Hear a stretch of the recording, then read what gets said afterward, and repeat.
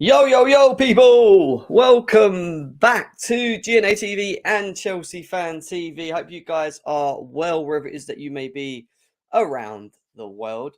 Big game tonight. Big game tonight. Man City away in the EFL Cup. We'll be discussing that. Got a little bit of team news to go through. We're going to start off with actually. We're going to talk about some news in and around Chelsea on Twitter as well. We're going to be going across some of the comments that we've received in regards to potential signings. We're going to talk about Graham Potter. Like I said on my trailer, I don't know if you saw it. Chelsea Fan TV, guys. Unfortunately, I couldn't put the trailer on this one, but moving forward, there will be trailers on each show that I present or put up for you guys moving forward as well. So we'll be going through that as well. But big up to every single one of you guys that are here as well, slowly coming through the door. I hope you guys are having a good, pleasant day. Football starts at 8 o'clock tonight. Man City versus Chelsea. We're expecting lots of rotation. Who's going to get the result? Who's going to get the result today? Many Chelsea fans feeling dejected after that Arsenal game as well. Are Chelsea going to bounce back? Are we going to see improvements from players given the opportunity maybe tonight? Is Graham Potter going to put out a strong team? Is he going to mix it up? What is he going to do today? That's the big question mark. We'll see that later on. We're going to talk about team lineups as well. Talk a little bit about players that are potentially out. But make sure you're hitting the likes. And before we move forward, guys, let's cue that intro.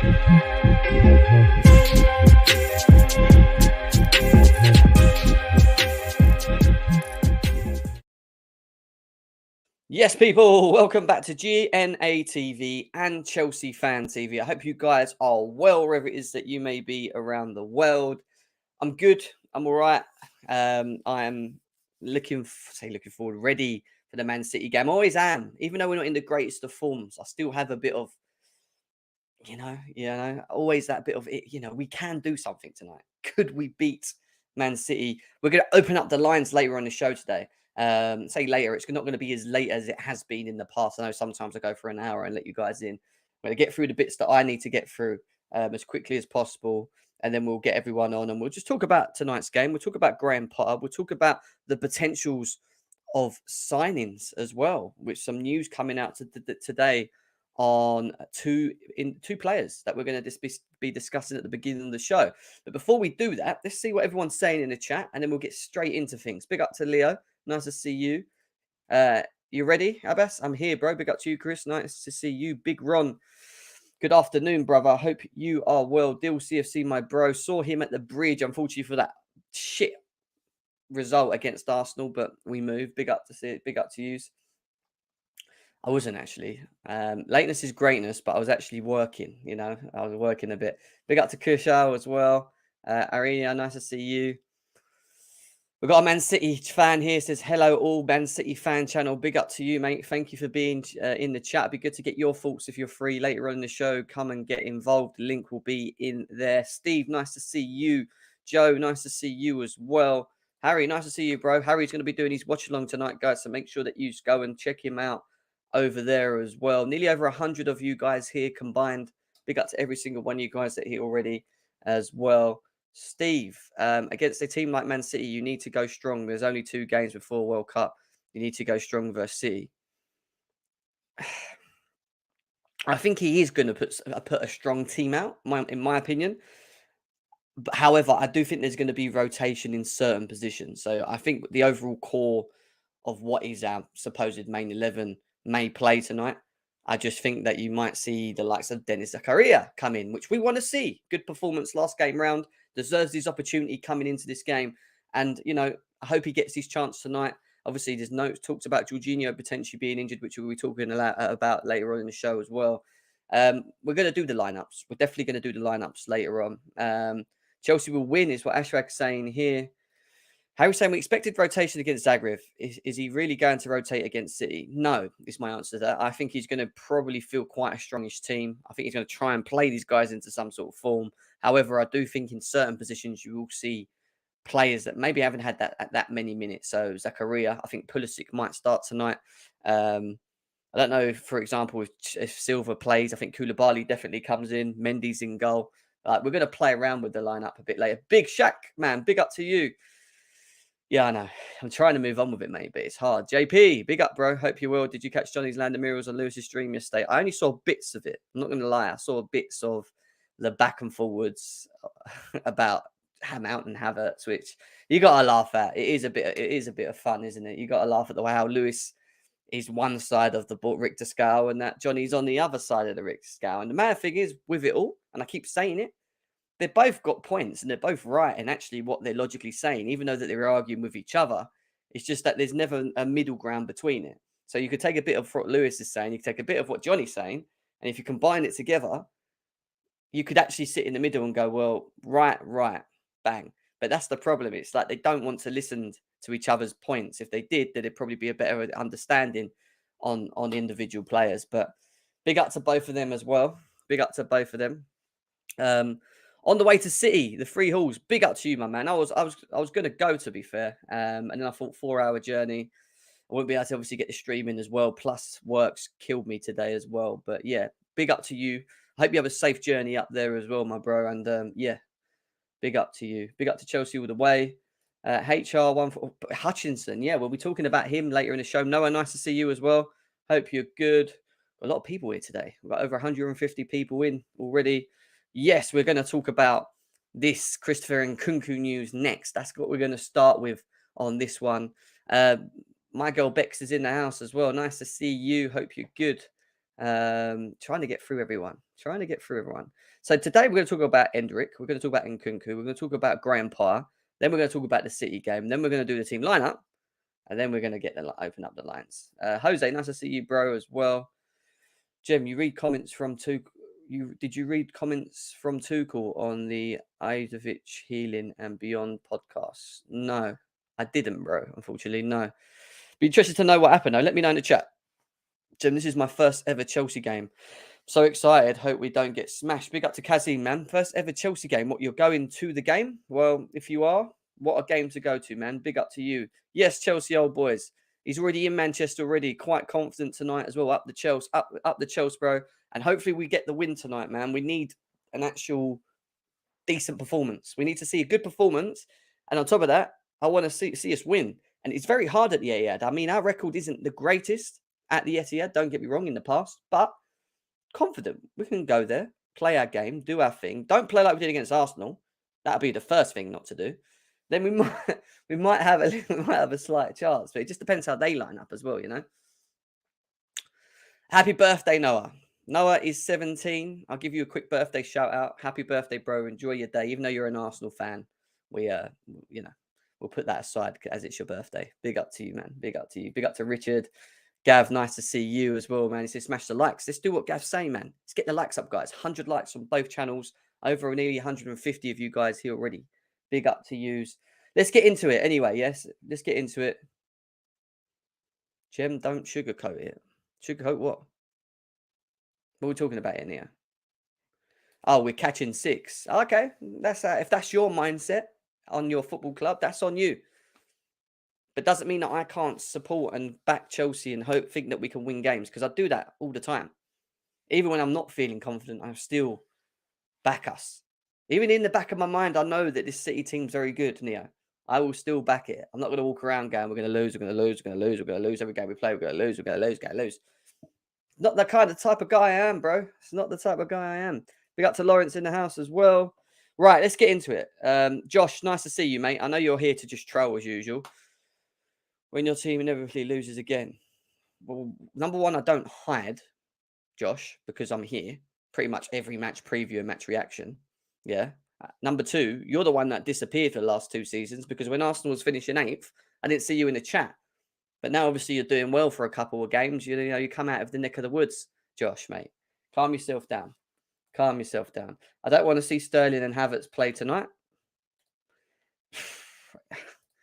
Yeah, that's all I'm going to say to that. Right, let's get into it. Let's start with what we were going to talk about, and let's start with that news in and around Christopher Nkunku. Now, it's a it's an interesting one, isn't it? Because there's been lots of talks in and around Nkunku to Chelsea, pre-agreements apparently in place. The player is happy to come to the football club, is what we've been told. It was just about Chelsea finding an agreement with RB Leipzig on an initial fee, which supposedly behind closed doors, there is now an agreement on. Now, we know the relationship between Salzburg and Chelsea has been built quite well. Salzburg? Leipzig and Chelsea, or the Red Bull, should we say? The Red Bull team has gone quite well. So, this is one of them things of where it could happen. And I think for Chelsea's sake, if it is there, and this is what the comment says here, Christian Nkunku is about to move to Chelsea with the transfer already prepared and only an announcement missing. Well, if the transfer is already prepared and only announcements missing, I'm pretty sure they can't announce him until obviously the contracts have been signed and this, that, and the other agreed, and they can't do that at the moment. So I think with Christian Nkunku, if he's going to be announced as a Chelsea player, and it is what Sports Build is saying in regards to it, then I think you'll probably see that an announcement for him will be in January. So the World Cup will be played, and then after the World Cup, beginning of the transfer window, Chelsea will look to maybe announce the signing of the player, which we'll see coming not in January, but in the summer next year. So he'll be a part of Chelsea plans if this is all true and what we're being told. However, I can only hope that Chelsea have got an agreement in place with not only the club, but him himself. It doesn't mean that Christian Nkunku cannot look at any other bids. Let's not forget that. They might have a pre-agreement in place, but nothing's actually officially signed. So if Real Madrid come knocking on the door, if, I don't know, Man City come knocking on the door, whoever, and it's of a better fee overall, and not only talking about fee paid for the player, but also the wage structure and whatever, don't be shocked if he maybe entertains it, or we hear news that there's another club looking to try and pull him in. Now, I'm hoping it's not the case, because I've wanted Christopher Nkunku at Chelsea for a number of seasons, the last 2 seasons, shall I say. I've been asked in my summer dream who was one of the players that I wanted at Chelsea, and it was him. The only thing with him is that I wanted to see consistency over there. This season, he's smashing it again. He's a player that is versatile, adaptable, what we need. However, is it the full answer to Chelsea's problems? No. It helps, again, in aiding maybe the best out of Sterling, having him there, I feel. But we still need a bit more. And I'm talking about dribblers. I'm talking about someone that can create from deep. More creators across the pitch is what we will need to get the best out of him. Because to get the best out of him, he will need to be creative for. But he does also have, along with that, the ability to be able to make things happen for himself, which is something we do miss in this team, especially from a forward standpoint. So, I still think we need an out-and-out dribbler, someone that will get the ball, drive at the defence, open up pockets, along with him and Sterling. Sterling, I thought, could dribble, but obviously he doesn't do it enough. More of a direct player. Pulisic can do it, and I think with Pulisic, it's about how well does he play from now to the end of the season if he's given chances to play. If we start seeing more of that of Christian Pulisic and he finds his form, maybe he could be the answer to that. I know some people in the chat feel he's done and dusted and he's finished and it won't work. But if that is the case, then, we have to start looking elsewhere. But I do want someone that has the ability to attract players and dribble with speed and directiveness. Gives us something different. And with Nkunku in the box or outside the box receiving the ball, I know his link-up play is very good as well. His all-round game is very good. We'll get more of a successful Nkunku. Putting Nkunku in his current crop of players now, I think we still probably have maybe the same problems that we had with Raheem Sterling coming. And I said this. We do need more. This is not the answer to our questions. However, great signing if we get it done. Get it done because we need it. Don't get me wrong. I love him at Chelsea. Definitely someone that's required. But we do need more. And we'll have to see. We'll have to see. Will it be January that Chelsea announce the sign of Nkunku? Will other clubs in January decide to entertain the idea that the fact that he's going to be, he's not only a hot shot in Europe, but there's an option to sign him at a good value? Are they going to then get involved and try and pull his mind, or is the agreement that strong to the point where he just sticks with Chelsea? We'll have to find out, guys. We'll have to find out and wait and see with Nkunku at a later stage. But it's looking all positive, is what I'll say at the moment from a Chelsea standpoint. Sterling was dribbling and beating opponents under Tuchel. Performance dropped under Potter. What makes you think that though? I mean, I agree. I mean, he was playing a lot more direct at the beginning with a bit more of a something behind him, a motive behind him. I look at him now, and he looks like he's trying to maybe keep himself fit for the World Cup, or if he's scared to get it. I don't know.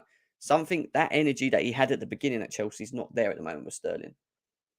I don't know what it is. And I was at the Arsenal game the other day, and I thought it was atrocious. But we have to see what happens. Matthew's squad clear out needed. I agree with that as well.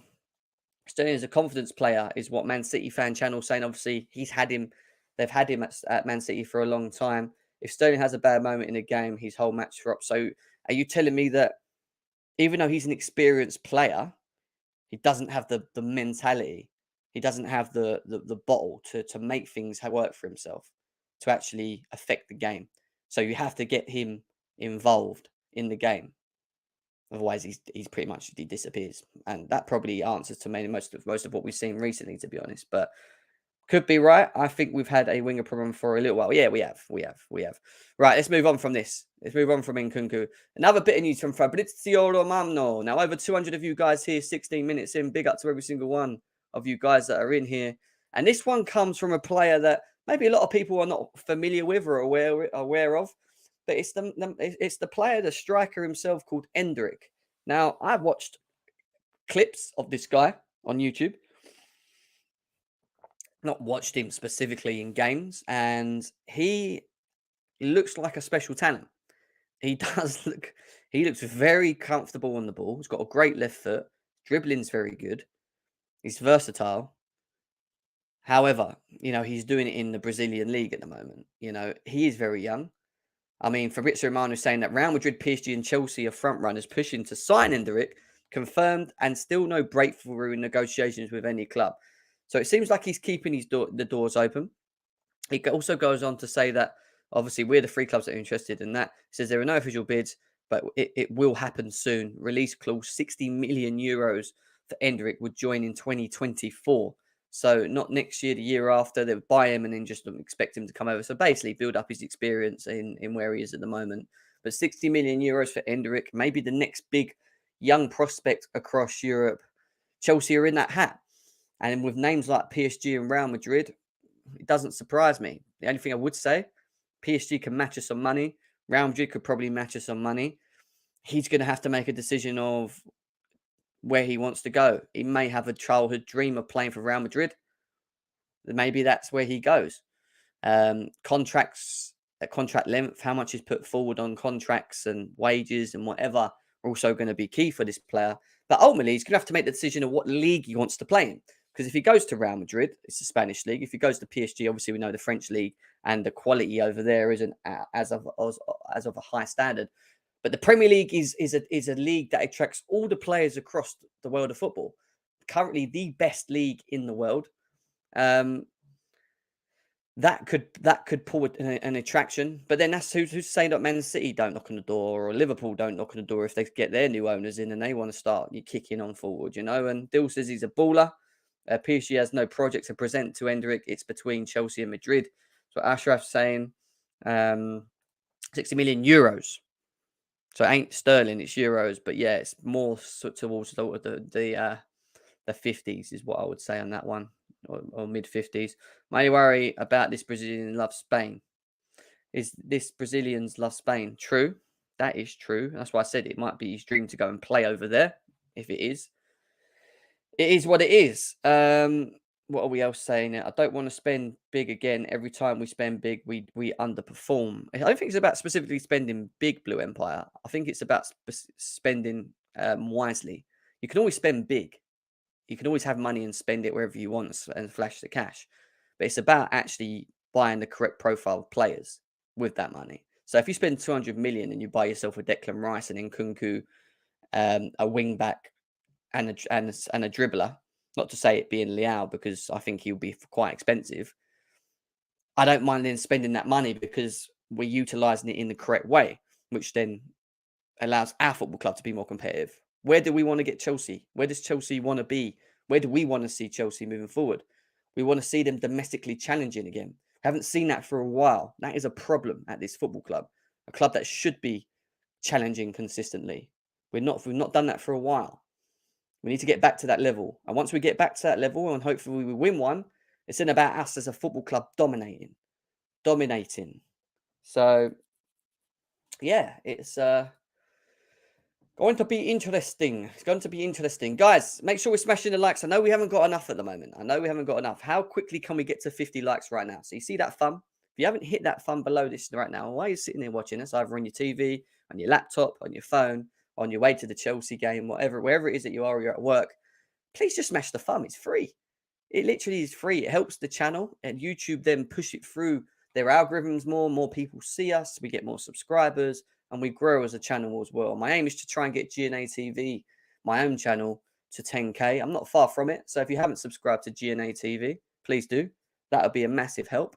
And the same with Chelsea Fan TV. We're on the road to 200K as well. So please make sure you're smashing the likes over there as well and subscribing to the channels as well, guys. Big up to you. Big up to you. Right, let's go back and talk about Chelsea specifically. Let's get into some interesting conversations that have had in the last couple of days in around Graham Potter. So we'll talk about Graham Potter, then we're going to get into the game, then we're going to do lineups, and then I'm going to open up the lines and we'll get everyone in. Not a problemo. You've got a great page. My fave fan page of Chelsea. Lewis was spot on after the match against Arsenal. He talked on behalf of every Chelsea fan. He did. It was a good bit of it was a good statement, you know. It was a good, like, you know where we are sort of statement sort of thing. Big up to Lewis on that one. Big up to Chelsea OG, bro. I'm gonna open up the lines at some point. Come in, bro. It's been a while. I haven't seen you as well. Right, let's get into this. Over 230 of you guys here as well. Big up. So I'm going to put my screen on mute, right? Because what we're going to do now is we're going to highlight and quickly talk about the comments from Graham Potter in and around Chelsea Football Club, where it is at the moment, how he feels that he's doing, the squad and whatever. So when you see me like this, I am still here. But the reason I've done that is because I'm about to bring up some comments. Okay? And we're going to discuss these comments via The Athletic, via Nizar Kinsella. These were the comments on. These were the comments from Graham Potter of recent in and around it. So let's get into it. The Premier League resumes, and Potter believes the winner showpiece could prompt mental as well as logistical difficulties in a grueling schedule. Asked about the prospect of his players reaching the final of the tournament, he said that's the challenge of having a World Cup in the middle of the season, because the alternative is saying don't go celebrate the World Cup. By the way, you come back here and train. Even then, it's so difficult because they would have to play the game on whatever day it is, and then they have to recover emotionally. So what he's saying is, whoever moves forward in the World Cup, whether they make it to the final, whether they lose the final, whether they win the final, they're going to want to celebrate for their countries. There's still seasons to be played. Mid-seasons, there's still loads of games to be played, which means they need to come back, they need to get ready, they need to train, and it's a lot to ask from these players. And then he goes on to say, even then, it's so difficult because they will have played a game on whatever day it is, and then they have to recover emotionally. So yeah, which is true, because it does affect players on emotional states. Playing for your football, for your international team, it does. How long does it take to recover from a World Cup final? I mean, most people, I think, celebrate for 2-3 weeks. Open top buses everywhere, and then they need a 2-3 week holiday to get over the celebration. It's so difficult. Who is going to be in the final? Hopefully England, from our perspective, but you never know. And then on that point, what if you lose the World Cup final? How long does it take to get over this? Probably not 3 or 4 days. So what he's trying to get at is difficulties of placing a World Cup in between a Premier League season, in between any league season, which is probably one of the first, isn't it? This is one of the first times they've done this, or is it the first time? We'd have to confirm that, which is true in what he's saying. It then goes on to say that Chelsea already sit on 13 points behind leaders Arsenal, already 13 points. Jesus. Potter believes it's too early to judge the club that has experienced recent change on and off the pitch, and says he took the Stamford Bridge job because he did not simply want an easy life. I would say it's a little bit unfair to assess Chelsea now because of the change of ownership has happened, the former Brighton boss said, is what he says, goes on to say it. then it says, we are now on a new direction, a new path, and ultimately that is the part of the challenge. If I want a nice and easy life, I could have just easily stayed working at Brighton in the Premier League and signed a new contract and been absolutely okay. And I wouldn't have had too many questions about myself or pressure or sacking or anything like that. So I think what he's trying to make clear to everyone, which I think we could all work out ourselves, is that he decided to just take this job knowing that there was going to be pressures behind this. I think Chelsea's probably got to be the hardest job in the league, in my opinion, in terms of a manager coming to. And I'm talking about where we are at the moment, the crop of players, the hierarchy, which we didn't have anymore. I'm talking about the old card, putting the new hierarchy together. There's a lot of pressures at this football club, and it's understanding where this football club is currently at the moment. But the reason to come here, one of the reasons to come here, as there was many, is it's a fantastic football club, potentially one of the best in the world, that then compete for any major trophy. He wants to win major trophies. Any manager that manages any football club or gets the opportunity to manage a big club like Chelsea come because they want to win trophies. I don't doubt that. I think every manager's had that same mindset.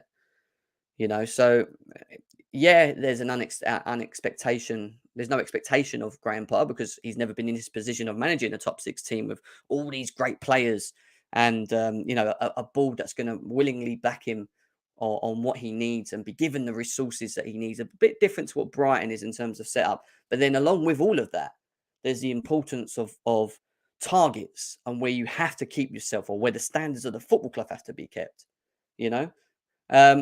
and then it goes on to say this, but the reason and then it goes, but we all know we are not at the point now, and we haven't been for 2 or 3 years in the reality. If you look at the league table and the points difference between the top 2, so okay, how do you get there? That's hard work, pain and suffering, and moving forward. It is learning and developing, and that's why we're here. And he's right in what he's saying now. I think it's a great statement from Graham Potter in regards to where the club is at the moment. He understands where it is. He's not fooled by thinking that what he has at the moment is enough. I think any Chelsea fan would understand that logically, and it makes a lot of sense on where we're at. We know that we're not at the races. We haven't been domestically for a very long time, and it does need time. And we are in a transition. This football club, whether you like the comment or not, is in a transition. However, I'm not asking you guys to not hold your expectations high, because we should all have expectations of what we feel our football club should be. And them expectations are to be fighting for Premier Leagues. We can keep that. But then it's just making sure, then it's just understanding where we're at the moment and what we possess and etc. So it goes on to say, my feeling with the players is that, and I think there's a blame culture anyway in football generally. It's easier to blame me or the manager because there's an easier solution. That's an easier solution. I can 100% agree with that, because I always say about how managers do get blamed, even though they do make the wrong decisions on lineups sometimes and whatever, and they got to hold that. It's very easy to just always say, sack the manager, which is what we've done in the past. It's harder to say, okay, as it's something to do with culture. It's something to do with strategies. It's something to do with values. There's something to do with ideas. That's wrong. He's saying to do with the idea. That's wrong. That's a bit more complicated. And then you have to think a bit more for that. It's not so easy as to think you can just blame that guy and change it over. I'm talking generally here. So what he's trying to point out clearly from this statement, and I think the way he's presented himself and the way that he's carried himself in this is spot on. He's actually spot on. What he's saying is, I don't think it's right specifically for managers to be criticized singularly, because it is a very narrow-minded way of thinking. It's very easy for us to sit here and go, sack the manager, like we have done for how many years? But then the new manager comes in, and guess what? We still find ourselves in the same issues. So that goes to tell you that there's more than an issue. There's more of an issue, not only with what's going on with it on the pitch, but also off the pitch, and how we run as well, have been run, in my opinion. So, yeah. What else does he say? That's a bit more It's not easy. It's not all doom and gloom for Potter, who is excited about the challenge ahead. And then he goes on to talk about what he said about Brighton.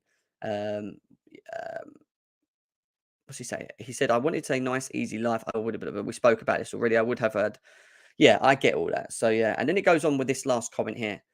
But I think we all know that we're not at the point, which he goes on to continue saying, and now we haven't been for 2-3 years. That's the reality. That's the reality of when you look at the league table, blah blah blah. As I said, the exciting thing is we're on this process. We've done it quite well, and the players have responded really well. You have to go through a bit of pain to get to that point. I'd be wrong of me to say anything. It'd be wrong to say anything else. There's no shortcut to it in my experience. And I think when you look at when you completely analyze them comments, when I'm just sorry, it ain't caught me in the chat. I was just reading. When you analyze them comments and what he says and the understanding, I think as a fan base we need to grab hold of that and take it in. Now I'm not saying that you can't moan about players not playing well or moan about a decision that the manager's made in a game, in a specific game. That's always going to continue at this football club. That is what the fans do. We want to win, win, win, and that's what that's what we want to see consistently. However, it does go to a point where you can't continuously look at managers and think Potter out, Tuchel out, Sarri out, Lampard out. As much as they haven't helped themselves in the past, you also have to look at the foundations that are set, where the football club is, and are we in a transition? Are we the same football club that we was 10 years ago? Hell no. Hell blimmin' no, we weren't. And we aren't. So if we know that there's specific problems within our club at the moment, and say problems, just specific things that need to be sorted, then the time has to be given. But not only from on the pitch, it has to be given from off the pitch as well. We know that we've just come out of a sanction. I think the first club to ever have been sanctioned in the way that we did in the Premier League, to them completely guttering the whole hierarchy, the old hierarchy. Yeah. And then Bowley taking control, getting rid of Tuchel, which I've already spoke about. I disagree in the way that it was done and how quick it was done. To then, on top of that, to then appointing Potter and then expecting Potter ball to happen overnight, because that doesn't happen, guys. And that's the thing. We lose 1 or 2 games, and I'm not talking about using the chat. I'm just talking about an overall. I'm talking about the fan base in general, whether it's on social media or whatever. It's easy for us to just react on that moment. Get him out. What's he doing? He's crap. This, that, and the other. I agree that the managers make wrong decisions, and I think setup, systems, and whatever is on them. Substitutions, which could be made earlier, is on them. They should be making them a lot earlier. But we have to start looking also at the players. And these players that we have currently now, and I've been telling you guys I don't trust, as far as I can throw a ball, yeah, these crop of players that we have, it's not working under any of the managers that we've had it since Lampard, even Sarri. Let's go back to Sarri. And I know we won under Sarri, and we wasn't really where we should have been, in my opinion. So from that point to where we are now, we're still in that same position. The only thing I would say back from when we was at Sarri is that we still had, Eden Hazard in his last season, Giroud's experienced players that kind of got us through. Where we find ourselves now, since Lampard and Tuchel to Potter, is that we don't have a spine. We don't have the mentality. We don't have that much experience anymore in the team. We have Thiago Silva and Aspie, but we know he's declining. Talking about Jorginho is experienced but very inconsistent. Kovacic is experienced but again inconsistent in his own performances.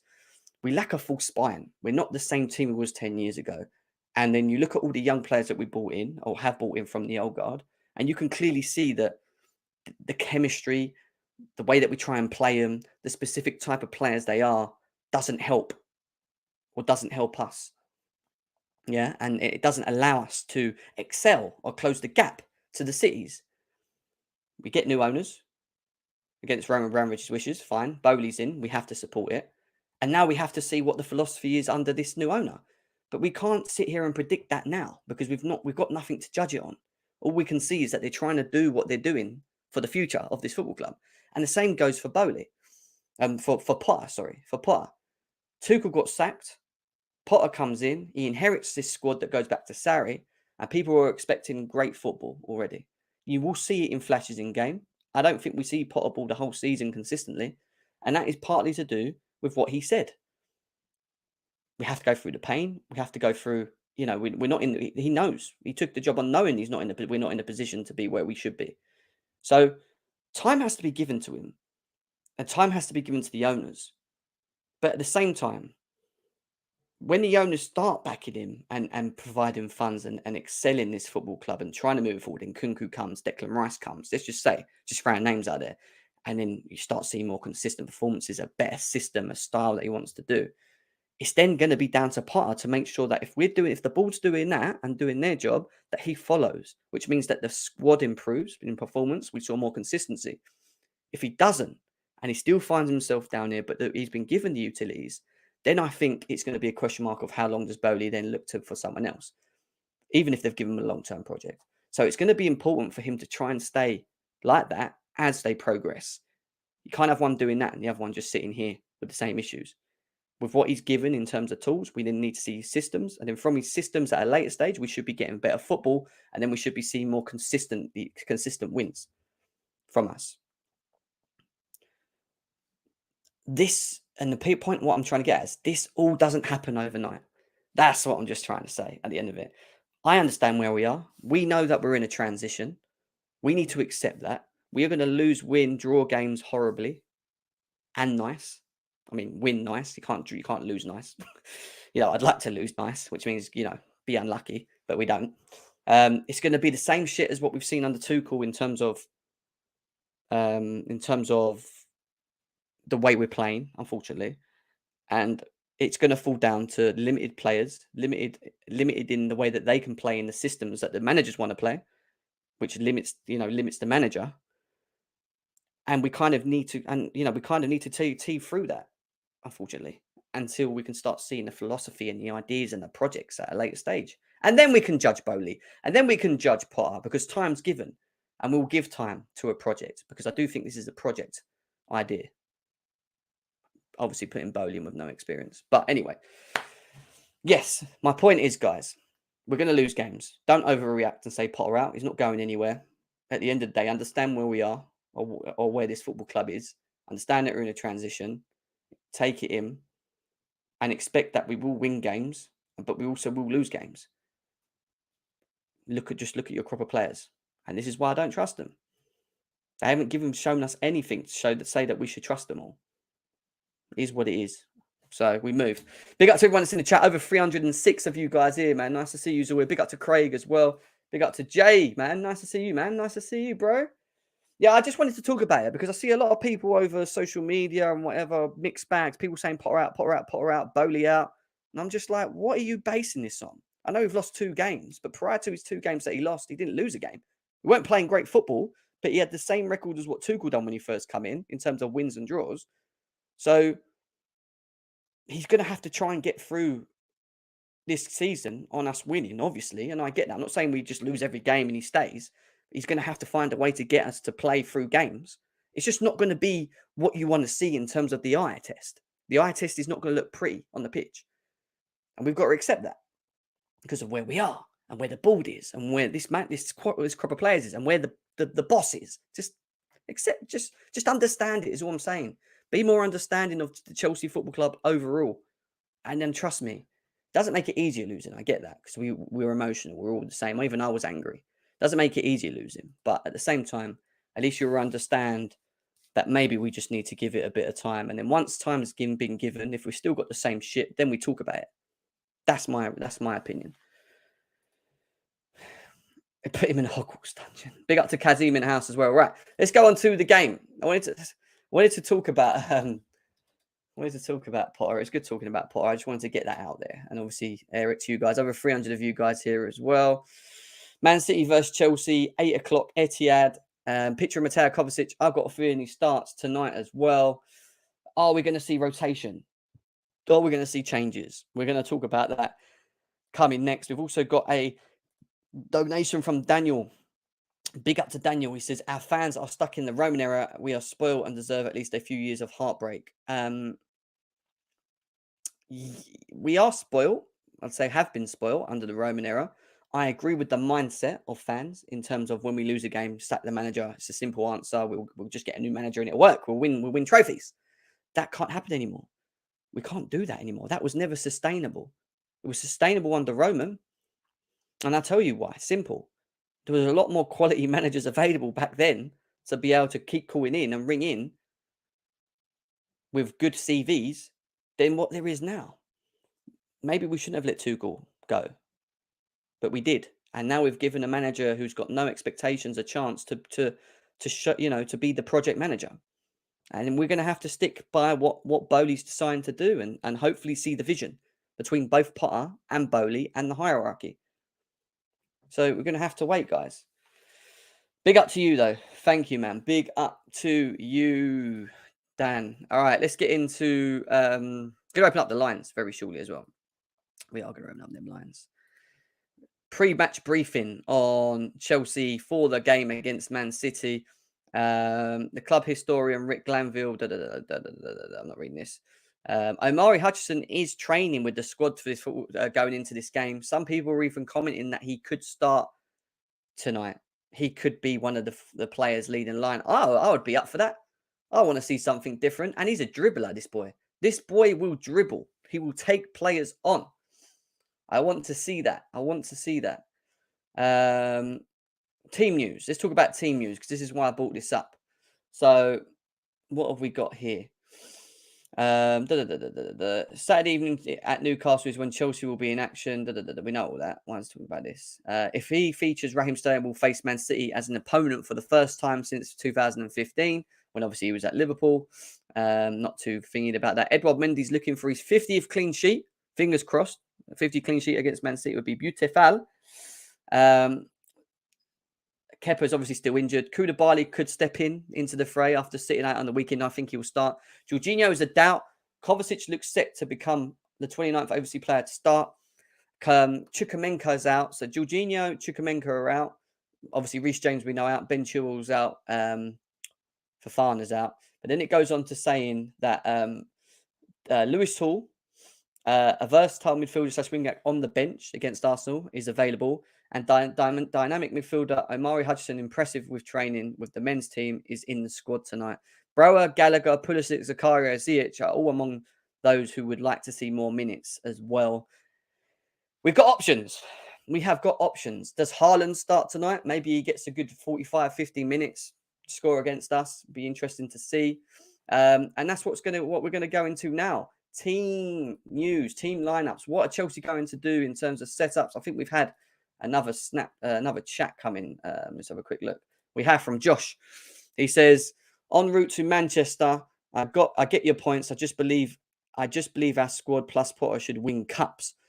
I plus get top 4 at the bare minimum, regardless of process up the Chelsea. Big up to Josh Cooper, man. And safe journeys down to there as well. Hopefully you go down there with a bit of happiness and we win tonight. It'd be a great win at the Etihad if we can get it done. Yeah, I hear that. The bare minimum will always be to try and win trophies. I actually think, Josh, that we're set up better in cup competitions than we are domestically. Like, I could see us doing well in either the FA Cup, the Champions League, or this cup that we're playing tonight. I could see us doing that quite well because club like tournament games we do quite well. We always get to like semi-finals, finals. So you're right. Winning a cup would be great for the football club in terms of obviously adding it to the big long list of trophies we have. However, I think for me, domestically, closing the gap to the top is something that we all know is a part of the project, and improving this squad in the long term. But yeah, you're definitely right. We'd definitely better set. Are we a cup team, guys? Are we a cup team? Have we become a cup team in the last couple of years? Is that probably the best thing to say? Big up to you, Josh, though. Thank you for the donation, bro. And have a good day as well. Have a good day. Guy M's in the chat doing his thing as always. Big up to him. Doing his thing. Right, let's do lineups. 4 at the back or 3 at the back? I'll let you guys choose. Go on. What are we saying? 4 at the back or 3 at the back? What are we doing tonight? For the moment, we are a cup team. Shaq, yeah. Feels like it, doesn't it? Kazim saying 3-4-3. Are we in agreements, guys? 3-4-3? 4-3-4-4-4. God, please, 4. 10. How many 3s we got here? 1, 2. We've got 2 3s and 2 4s. Ashraf said 4. That's okay. 4. 4. Everyone's saying 4. Everyone's saying 4. All right, 4-3-3, as it's been called a couple of times. Let's do a 4-3-3 or a 4-2-3-1. We could do. Jay, I'm going to open up the line soon anyway. Let me just quickly run through this. All right, I'm going to tell you if it's a 4, who I think is going to start. Mendy, obviously, we know will definitely play tonight. Koulibaly definitely starts. I think Chalobah's going to play again. I think Azpilicueta is going to play again. And I think, I actually think Lewis Hall's going to play tonight. We got him on here? All saying got Lewis Hall. Nah, they haven't got Lewis Hall. Right. So if I leave it blank, it's because I've put someone in that's in the academy. So I think it's going to be Aspie, Chalobah, Cooley, and Lewis Hall in the back 4. Watch. I don't think Aguero plays tonight. I think Zakaria will play. He will be the DM tonight. I think Kovacic will play a bit further forward. And I think Gallagher plays tonight. I think we're going to play Mendy, Aspie, Chalobah, Koulibaly, Lewis Hall, Kovacic, Zakaria, Gallagher. That's my 3. Now it goes to the forward line, the interesting one. I'm going with Brower. I'm going for it. I think Brower is going to get his chance tonight. I think Pulisic's going to play. And then I think Omari Hutchinson's going to play. That's what I think we're going to do. There we go. You said it. You said it there, bro. Omari. I'm going to commit to Omari Hutchinson tonight. So the 2 academy players that I think are going to come in are Hutchinson and Lewis Hall. I think Koulibaly, Chalobah, and Azpilicueta will play if we do a back 4. I think Zakaria will be the DM. Kovacic and Gallagher in front of him as a 3. Pulisic and Brower along with Hutchinson up front. Come on, tell me that ain't a sick lineup. How much do you like that lineup? No, I'm not putting Hakim in there. I'm not. He should never play a game again. I don't want to see him playing. I want to see him playing. Yeah, Lewis Hall. Lewis Hall and Omari Hutchinson, the 2 players that I think can come in. All right. Let's get people in. There you go. I've opened up the lines, like I said to you, 47 minutes in. I've opened up the lines.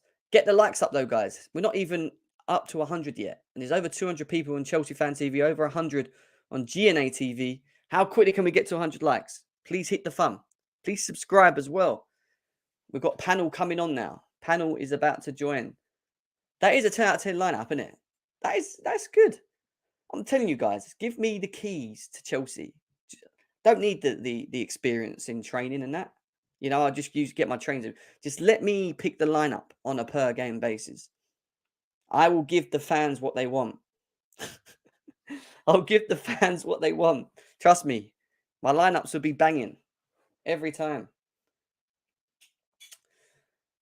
The link's in the chat, guys. Did I put the link in the chat or not? Must have not. Let me do it again. The link is in the chat. Omari, bro. Yeah. Omari and Lewis Hall are in my team. That is my team with Lewis Hall as left back and Omari as right winger with Pulisic and Brower. That's what I'm saying. I'm committing to it. And Jay's going to back me on it as well now. Go on, Jay. Back me on this lineup, bruv. You're muted. You're muted. Back me on this lineup. 100%. That's a 10 out of 10 lineup. If I see anybody else coming on that pitch, there has to be agendas. Because anybody else that's on the bench hasn't done anything to come on the pitch as of recent. So yeah. Jay, it's been a while, man. I haven't seen you in a while, man. Man, life's been kicking me, but I'm back. You're back. You're back. Talk to me. Yeah. Talk to me about Chelsea, man. What's been happening, man? Do you know what? It's unfortunate that I've been going for a rough patch during this Chelsea rough patch because it hasn't helped. It has not helped. But you know what? It's also helped me see positives in some of the most darkest times, really. Chelsea right now is going through, it's not easy right now for us. It's not. But I can see that a lot of Chelsea fans are just using this. There's two sides to Chelsea fans right now. There's the, okay, this is my perfect chance to get onto Chelsea and Todd Bowley for sacking Thomas Tuchel. And then you got the Chelsea fans that understand that this just takes time. Like, these things just take time.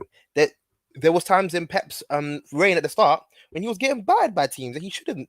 A player of his accolades and past achievements shouldn't be losing to.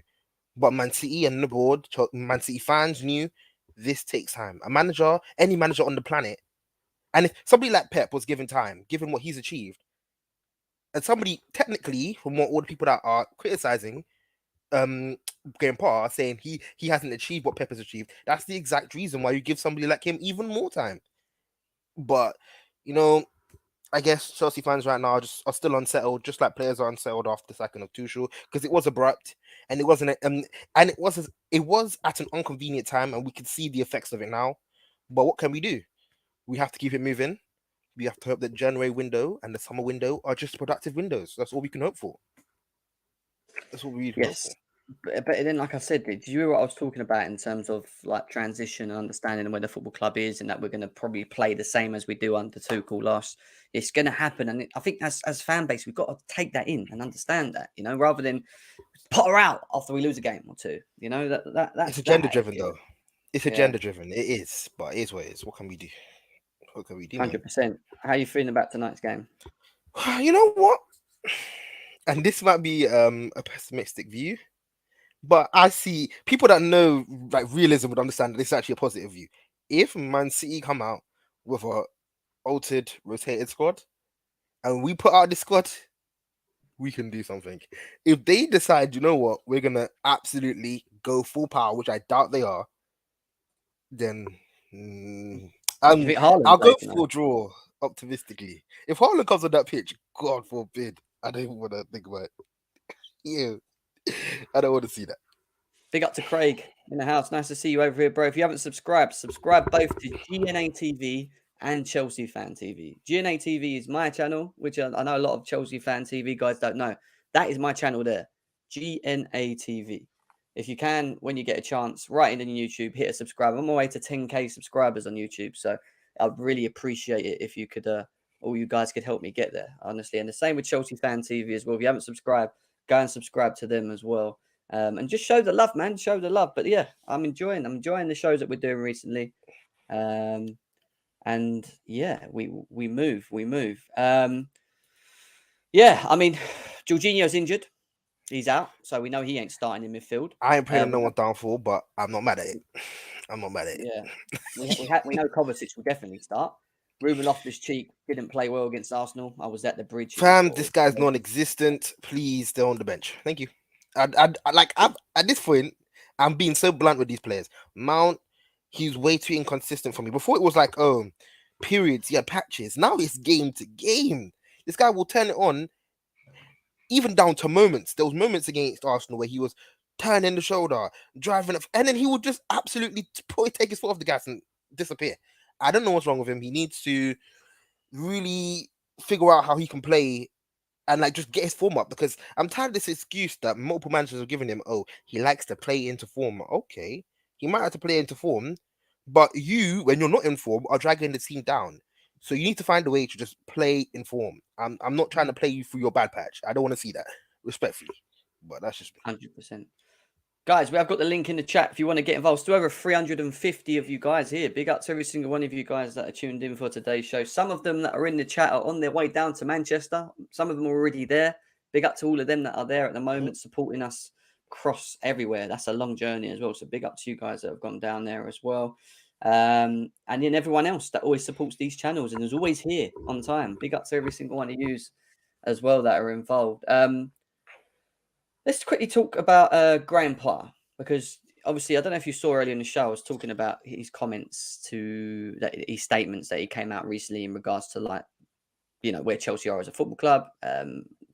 Basically saying that we have to go through pain in certain, through a transition, which I feel we all know that we're in. He could have stayed at Brighton if he wanted an easy job. He has decided not to do that. I think any manager that comes to the top team comes because they want to win trophies. He hasn't got that because we don't know what to expect from that. But what are your thoughts on what you've seen up to this point of Graham Potter? Do you think it's still too early? Do you think he can, or do you think this is just too much of a big job for him? way too early. And what I was saying to certain fans, two things. To expect anything from Graham Potter, you're making a terrible mistake right now. You're only setting yourself up to be hurt in the end of the day. Because Graham Potter, I'm not saying that he's not a good manager. I really think he will do great things with this club, and I'm confident on that. And I was confident on that before he came. It's just we have to understand when you put somebody in a predicament, like we saw there was something externally going on in the club towards the end of Tuchel's reign, especially the Zagreb game. We saw things were not, something was off. So for us to expect, like, we gave Tuchel time to understand he can work through that. Okay, he's got sacked. Graham Potter's come in. Why do you think Graham Potter, with less credit in the bank, whatever you want to call it, in his career, to come and instantly flip that? It's impossible. He has to work around these things. The club and its identity right now are quite in limbo until we figure things out. Things haven't been figured out yet. So I'm just going to let him sit there, build something. We need to give him at least 2 windows. And it's upsetting because obviously for me, somebody who loved Tuchel, he didn't even get that like that. He didn't really get 2 productive windows. But we need to give it to him because these are what the new owners believe will do something with it. So if we can give him that time, we'll see. For me, it's all patience. Right now, we're not giving. Right now, Chelsea fans are really. They were waiting because it was hard for Chelsea fans to criticize him while we were pulling out good performances. It was hard, or at least the result. But now we're in a dip. Now a lot of fans are coming out of the cracks, and they're deciding to pounce on this. It's fine. A lot of Chelsea fans are going to prey on his downfall. Graham Potter already knew that, just like because of how much of a cult hero Thomas Tuchel was to all the fans. And especially another thing that I've also recognized is with Graham Potter, if we're expecting Graham Potter to turn around and make Mendy play out of his skin, somebody who, in my opinion, just isn't class. Like going into today's game, the way that he was messing up that game in Arsenal, like you can tell, even from the sub in Brighton, he gives the defense no confidence. The defense playing no confidence or trying to overexert themselves to try and, because they're afraid of getting the ball going in behind them because they can't rely on the person behind them.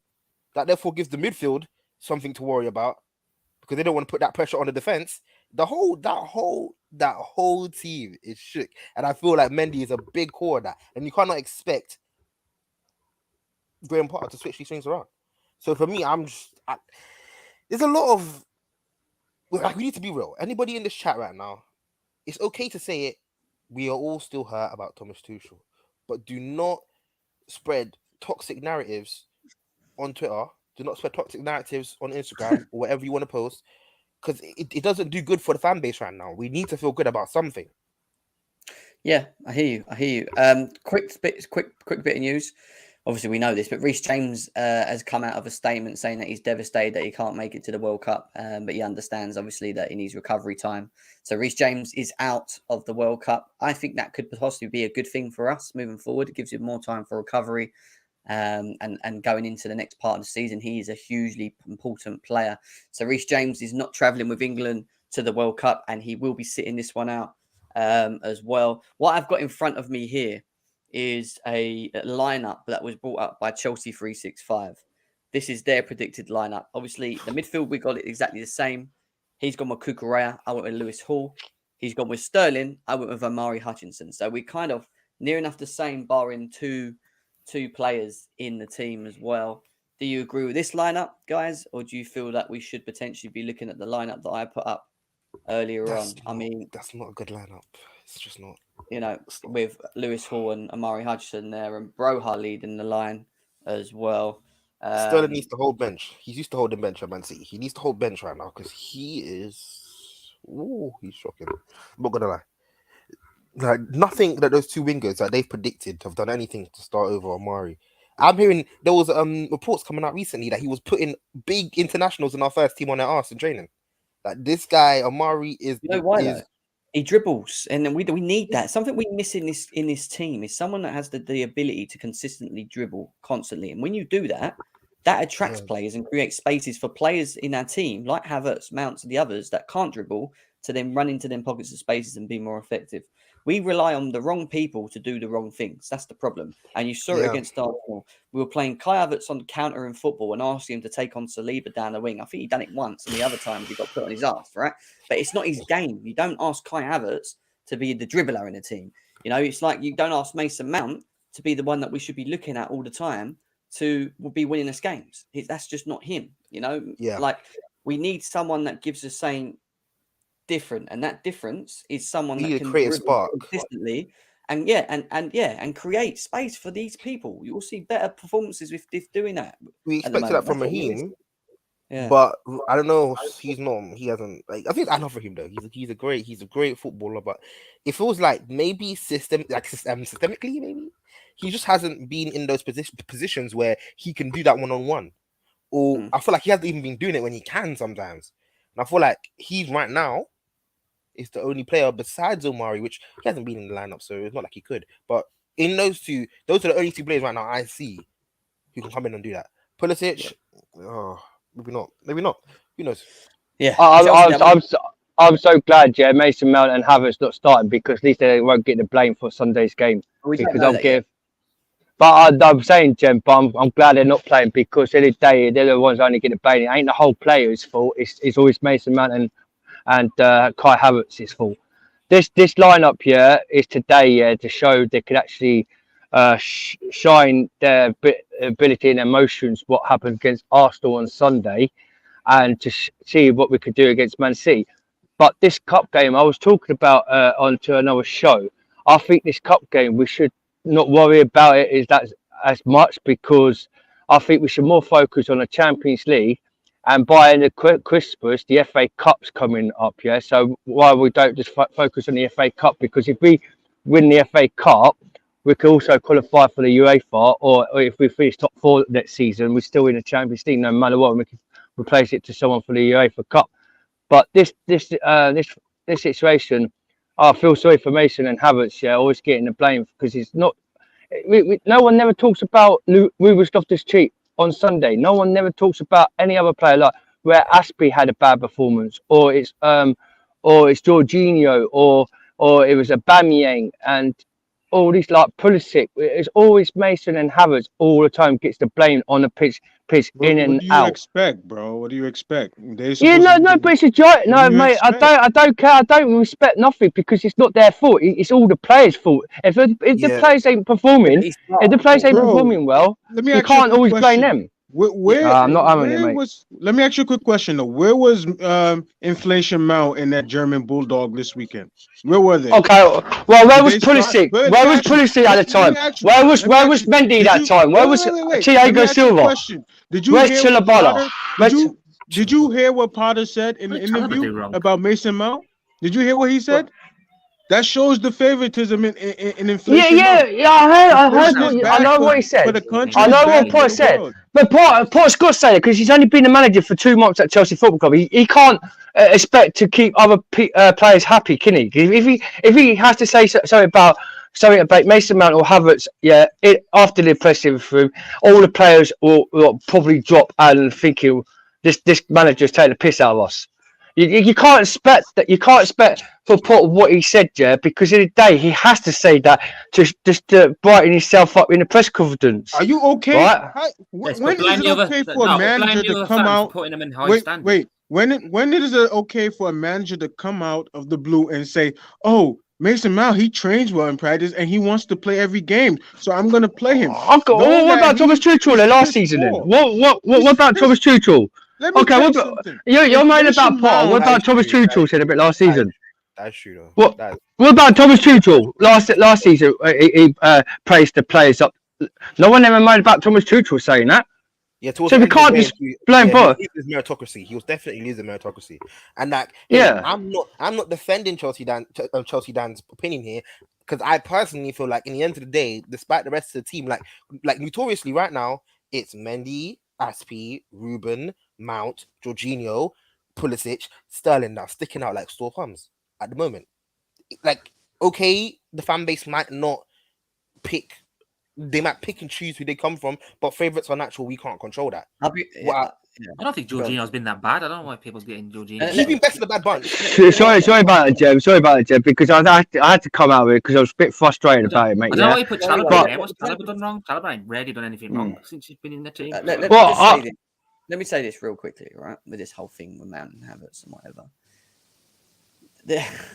People, the fans there'll be people out there that don't like Mount and don't like Havertz, and do like Mount and do like Havertz. The issue with it all is there's always one Richter scale to the other. It's either you're north or yourself. There's no middle ground in the discussion. And the truth is, and if we're talking about the Arsenal game in specifics on the performance, the truth was we were all shit.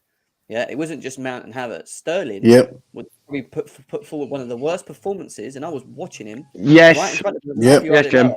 I have ever seen. Dills was there. Horrific. I saw Dills on that day. He was there. He was poor. Aubameyang was poor. Even though everyone was poor. I think you know with Aubameyang, Every single player was poor.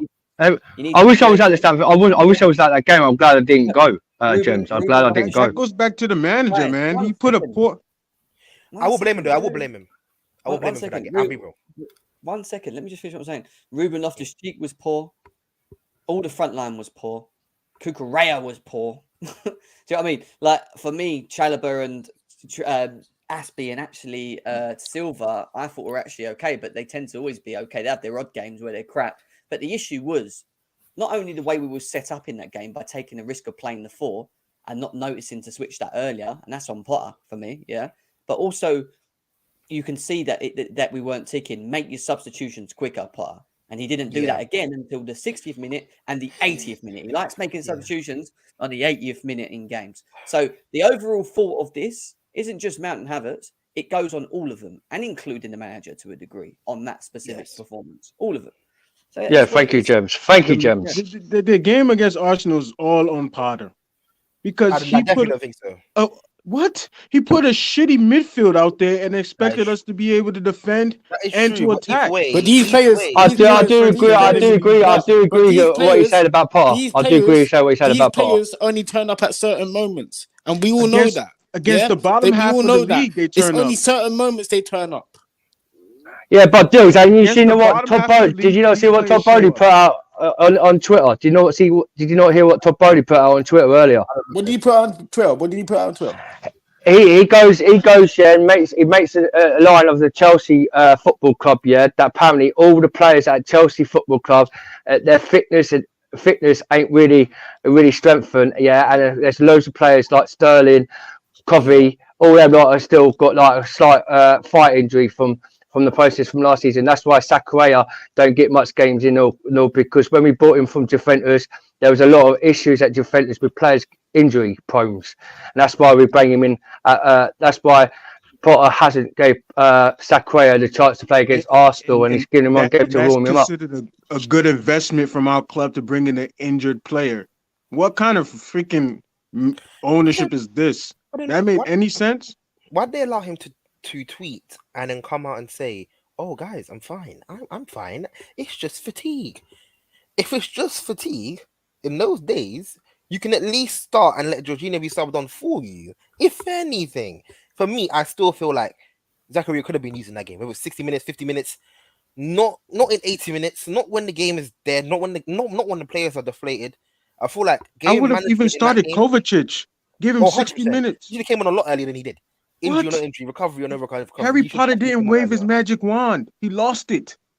Yeah, he's losing it. I don't think you're happening. I don't think you should say that, because you've got to understand the record what Potter's got for Chelsea for a minute. He's lost 2 games. I understand if we lost over 10 games on the bounce with him, and got knocked out of the Champions League round, but he got us through the Champions League, to the round 16, right? And he's also, right, he's only lost 2 games, and he's played 14 games. He's won 10, drew 2, lost 2. So that's quite a good record for Potter for a minute. I understand if you can say played against. Dan, the top 6 deals. He hasn't been against the top 6 teams in the league. We played different from the Champions League to the Premier League. In the Premier League, but brother, I know what you're saying, but you've got to understand the process, what's going around at Chelsea Football Club. We spoke about it so many times, what's going through by the back scenes about with all this situation. But no matter what, if we do, Potter, could change different formations in the Champions League, and we could still we could still go through to the next round because he's doing it at the Premier League. Yeah, it's basically like a practice process, whatever he's trying to do for Chelsea. With it, there's no strategy and there's no style of play when we play in the Premier League. When it comes to like that game against AC Milan, right? We was class in both games with a star play, quick, tacky football, and outdone them. And we've lost players. We're relying on players like Reece James, yeah, who's our best right back at Chelsea Football Club. When he's not there, it somehow goes to drop. We drop like we ain't playing football. Yeah, we know that. We know about this. It continues about the injuries. It's more than one problem about the injuries. Yeah, I know. In the end of the day, and it's the same injuries from last season under Tuchel. The back. Yeah, it is. It is. Reece James, nothing has been addressed. That's why we brought all these players in, but we didn't address the key problem. It was our backs. That's why John Vardy came out and it's official earlier. Look, we get nothing going without Reece James and Chilwell in. So would you not think about? We get no production on the right anymore. Would you not think about? Would you not think about Todd Bowley? Yeah, not being director of football in January. That's three deals with Todd Bowley. We disagreed not him to be the director, but he's trying to bring someone in here. And when in his statement he came out early on his Twitter, he said there's no physical doctors to try and get these players fit because all of them are out. All of them, he said, all of them. Aubameyang, Raheem Sterling.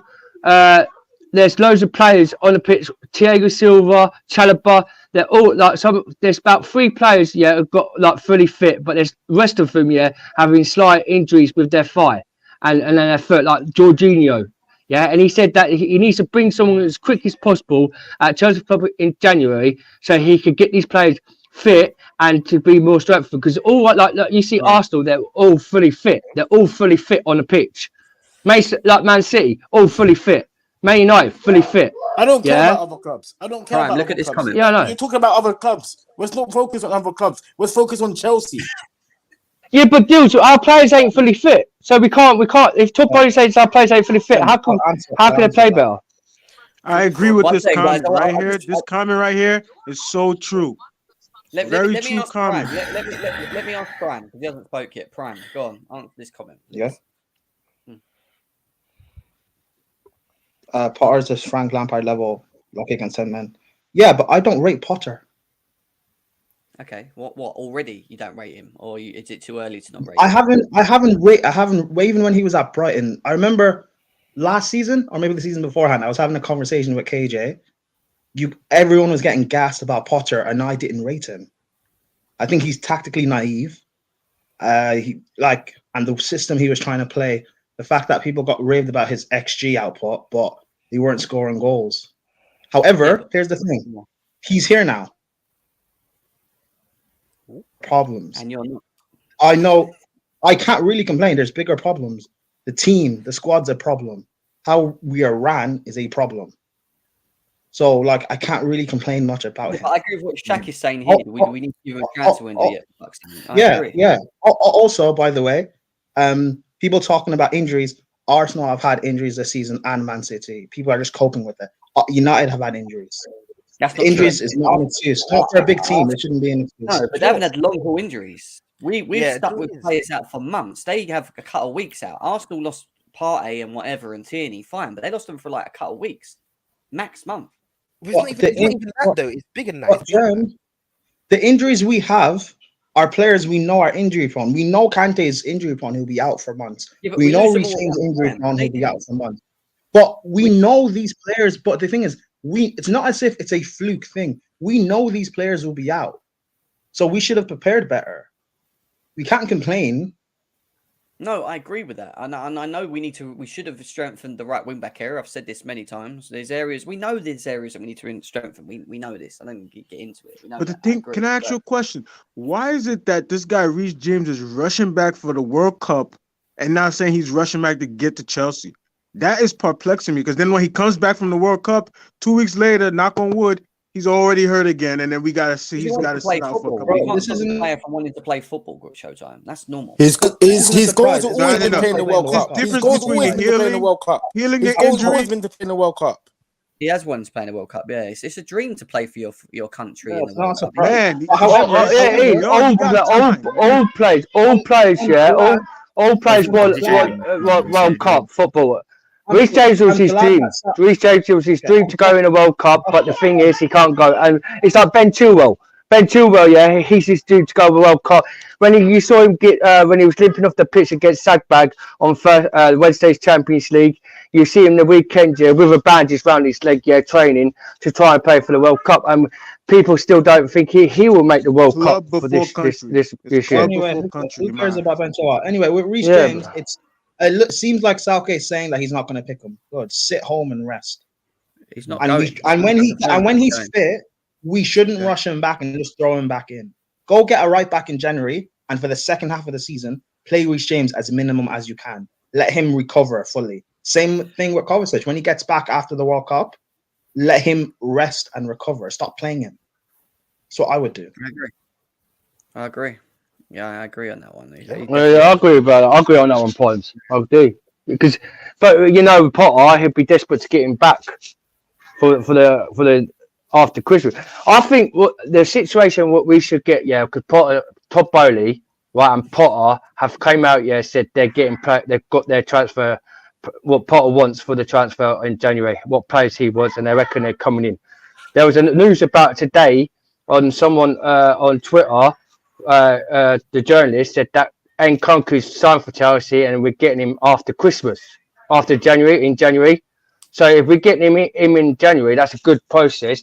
But we just would rely on getting the right back and another DM for the also another centre back gem. That's what we need, because if Thiago Silva goes injury and Koulibaly, right, and for Fofana's out, we need another replacement for a centre back, just for the thing, and a right back. We need a DM in the midfield. We need a DM. Just do the number of players that we're gonna have go to the World Cup this year, and when they get back, the fatigue level and the injuries, knock on wood, that some of these players might have coming back. That puts a dent in our season for sure. Can I just say one overarching point about a lot of the criticisms on Graham Potter? We shouldn't. No team right now in the Premier League is in our position. Not even Liverpool, because right now you say teams be suffering with injuries. You can argue that the way that Bowley's running the club may be bad. That's down to your opinion. Fine. There's no arguing there. That's up to personal opinion. It's subjective. But I feel like personally, the way that he's run the club has shaken us to the core. No team right now has had so much staff, personnel changes that we have had in the abrupt moment that we've had. So anything else that happens in our club right now will have a much higher effect than any other club, because with Man United, with Arsenal, with Man City, they all have stability in the core of their club, which we do not have. Right now, we are very unstable. It's putting it lightly. So we have to understand that right now we need to stabilize things. Todd Bowley's not going to be the sporting director for every window going forward. He's not. He is trying to find those figures. When he does, let those windows go by and then reserve your judgment. As I keep saying, a lot of Chelsea fans in this fan base right now are still hurt over the second of Tuchel. It's fine, but it feels like right now a lot of these fans are coming out of the woodworks to blow their load over this madness. It's fine, it's okay. I feel like a lot of fans right now are feeling like Chelsea's gonna collapse as a club. We're good. We are good. These patches will happen if we look at the current position that our club is in. We are arguably the most. No, we are without a doubt the club in the most disarray in the Premier League right now. No teams in the world predicament than us.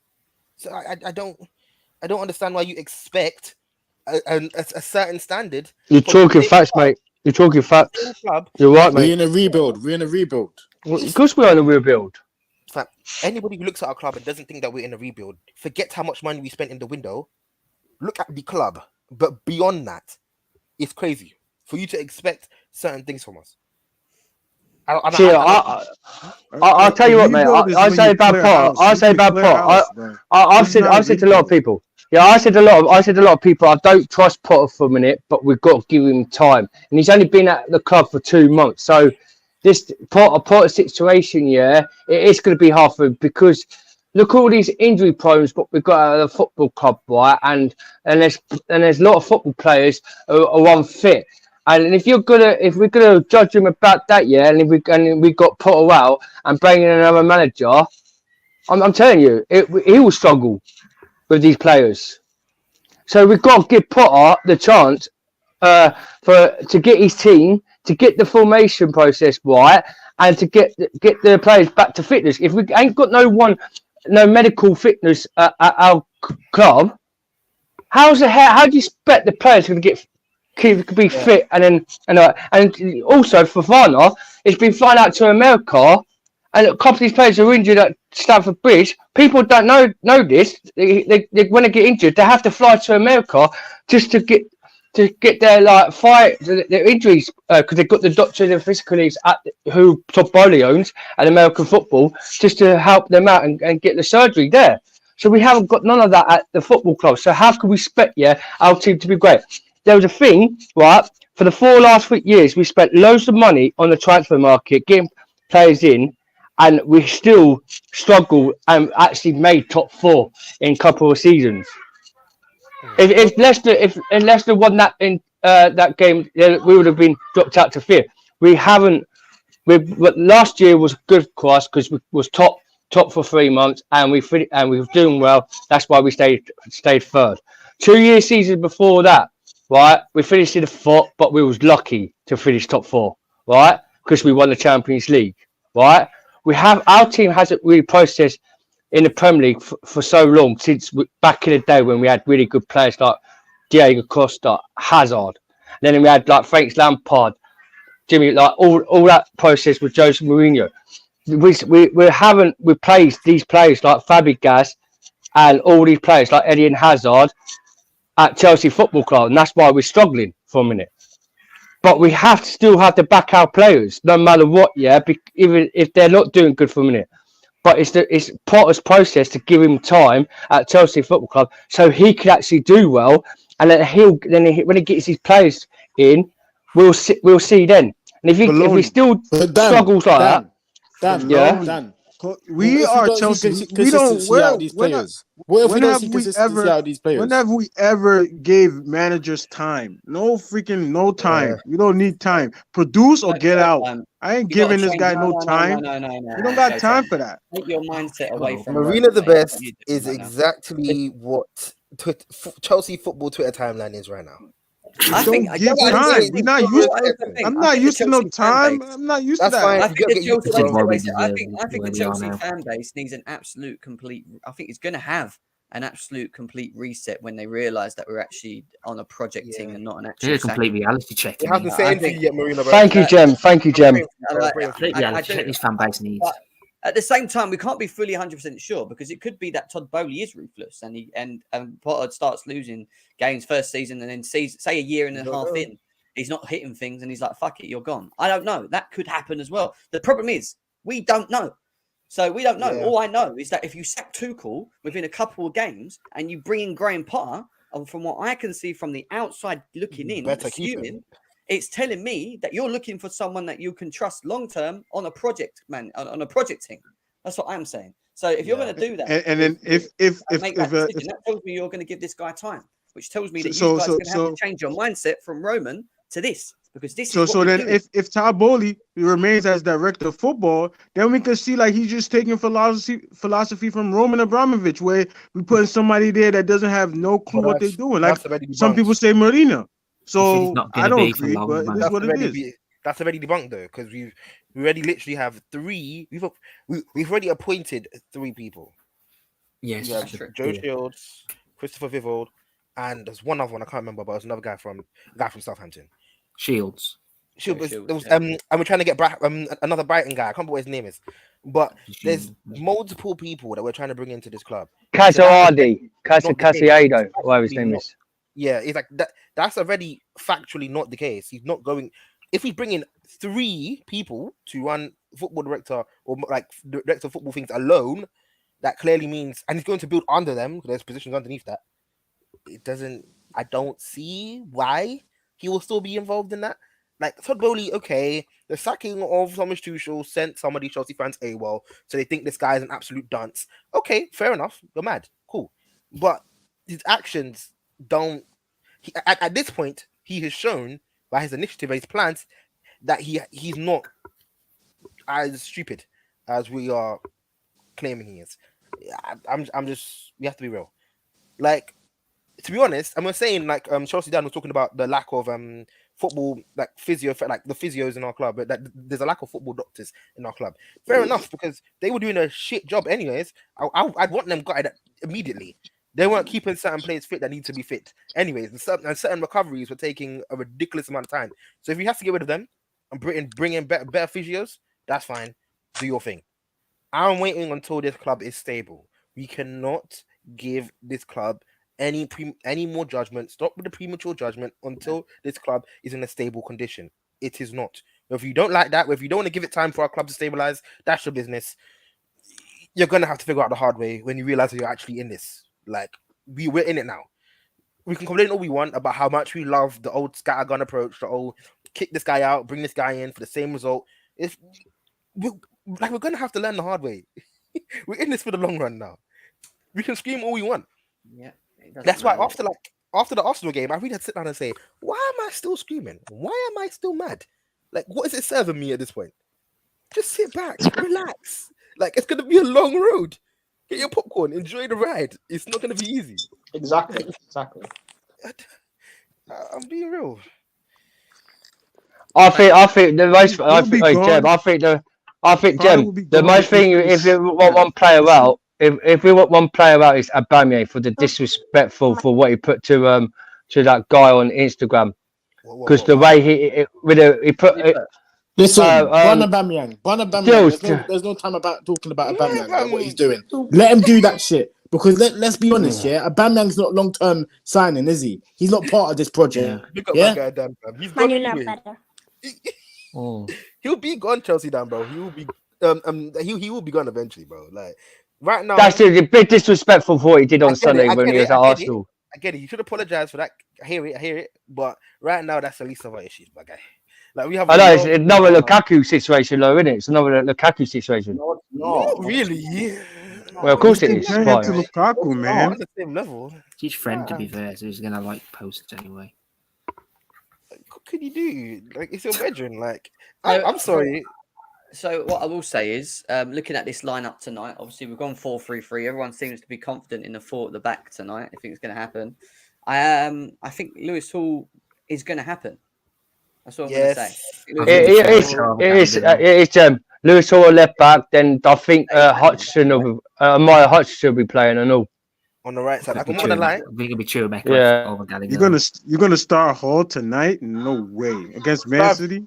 What Cacarella time to start, bro? Who else is He's gonna play. He's gonna play, but he's gonna come off the bench for Cucurella. No, he's starting. Cacarella is not time. Cacarella. Telling you. Hey, Jem. If he start that midfield against Man City and they do well, would you start it against Newcastle? Yeah, of course. Kovacic and yeah, why not? Of course, why not?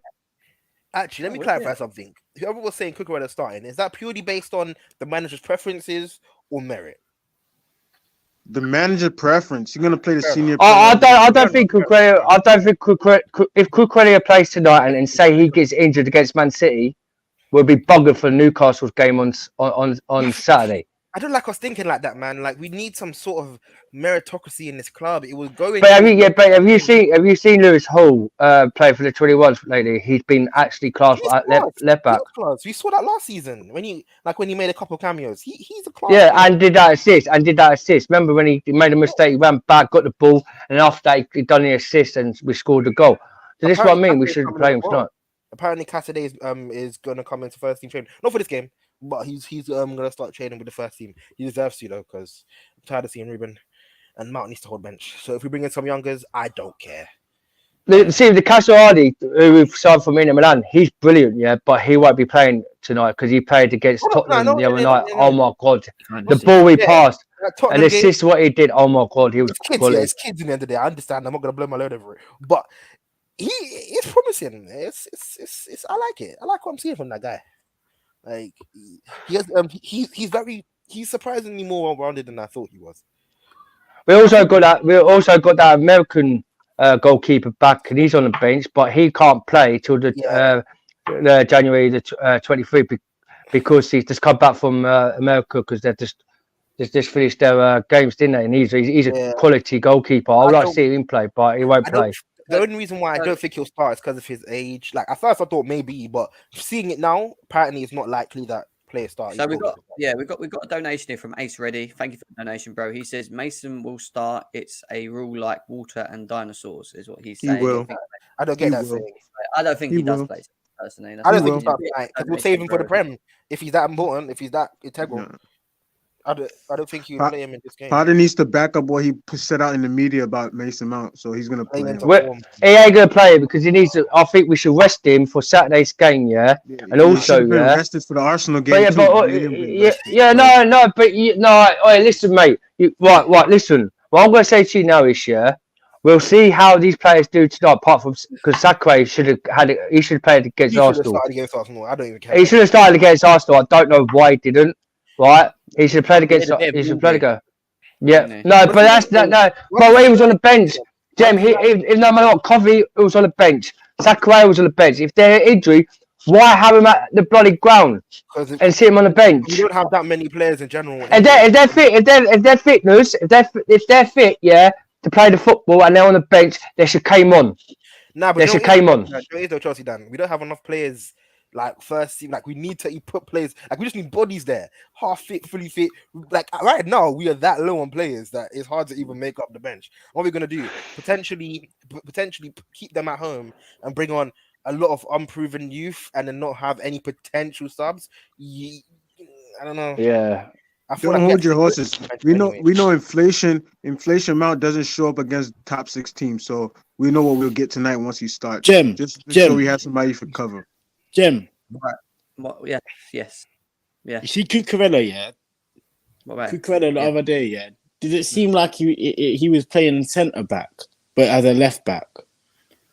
I don't know what he was playing. He was just a back. There was no left, no centre, no nothing. Is he gay or something? Is he gay? Because he was holding Ben White, calling Ben White for about 10 minutes. He was holding 10 minutes back during that corner too. It seemed like he was playing centre back because he keeps on changing positions as well. That's another thing as well. Yeah, that's what pisses me off. What don't make sense to me with Cucurella is that he says his natural position is a left back in a back four. But he looked like it might have just been that guy. He did not look comfortable. He was a stinky man, bro. Like, this guy Saka was giving him panda yam and what they call that soup that they eat. He's eating panda yam. Do you think we did a good? Do you think we did a good signing for Cucurella? Do you think it was a good signing? Yes, I think he is a good signing, but he doesn't suit with these players. That's the problem with Cucurella. I don't think he's good enough for a minute, man. I don't think he's good enough. Do you know what? I won't say that. I think it's too early to call Cucurella. Yeah, it's early. Yeah. But I feel like right now, as of recent, he's been losing his the foundations, like his what do you call it, his faculties, like what make you a defender. Like against Arsenal, he was just throwing himself at players getting unnecessary fouls. About at least 5 of them I saw that game. This guy, but they all do that when they come to Chelsea. Look at Sterling. Even he lost these. That guy did it as well. He did it as well. Because look at the players around you. It makes us laugh because Raheem Sterling is our top scorer for Chelsea Football Club. You have mediocre players around you. You're gonna play mediocre. It leaks on you, man. You know what? When you have inflation, when you have inflation Mount next to you and you play with inflation Mount, you're gonna get the production of inflation Mount. We have no creativity. And with no creativity, Sterling doesn't work. Simple as. I told you that, Deals. And especially we ain't got no ballers. We ain't got no ballers in that. You got that German bulldog too. He's no shit, man. Since that Champions League final, been. Do you know what I say though? In that creative number 10, the only other player that you do play is Pulisic, and I don't feel like he might have done anything of warrant to start over Kai Havertz at the moment, even though because Kai Havertz in recent games has been putting in some remarkable passes. But what I will say is, where I will blame Graham Potter is that lineup didn't make sense to me. Because when you're looking for creativity, Jorginho is the as much as he was gluing it together, he's the exact antithesis of creativity. Like, but Jorginho's it's been worse. It's been worse at all. It's been worse for Chelsea for like. I don't even think Jorginho's been that bad, man. It's the people you put next to Jorginho that's the problem. See, if you see Havertz, yeah, play for Germany, he's quality for his country. But I don't. What? No, I watch Havertz for Germany. Well, look what he did against England. Well, what did he? Look what he did against England. And the thing is, he does play quality for his country, but he don't do that. He don't do that at Chelsea Football Club for a minute. I don't know why. I watch Havertz for Germany. I speak with German fans. I am very close with a German fan. He stinks for Germany as well. You watch that one goal he scored against England? And you watched him for Germany. Yeah, I know what he's saying, DJ. I know what DJ. Big up, DJ. But I'm saying, stop defending him. Yeah, I've spoken with a German fan that he says at the World Cup he would rather start Adeyemi up. But Adeyemi is better, fam. In my opinion, he was a kid. He'd rather start kids up top than Havertz and Werner. Stop this defensive Havertz, please. It's embarrassing. Adeyemi has performed more. Well, I'm not. Yeah, but no one don't like Havertz, and every single person blames Havertz and Mason Mount. It's never Ruben Loftus-Cheek. It's never Jorginho. It's never apart from Thiago Silva. It's never Koulibaly. Look at Koulibaly. What's Koulibaly actually done for our football club this season, bro? What's he actually done? He's had bad mistakes. I done. Koulibaly. You know there's terrible. I've been talking about individual hates on Chelsea at the moment. Yeah, I agree. I know deals, but come on, man. Don't get defensive when someone talks about how bad Havertz is. All these players are bad. Don't get defensive. And your reason, they're all poor. They're all poor for a minute. They're all poor.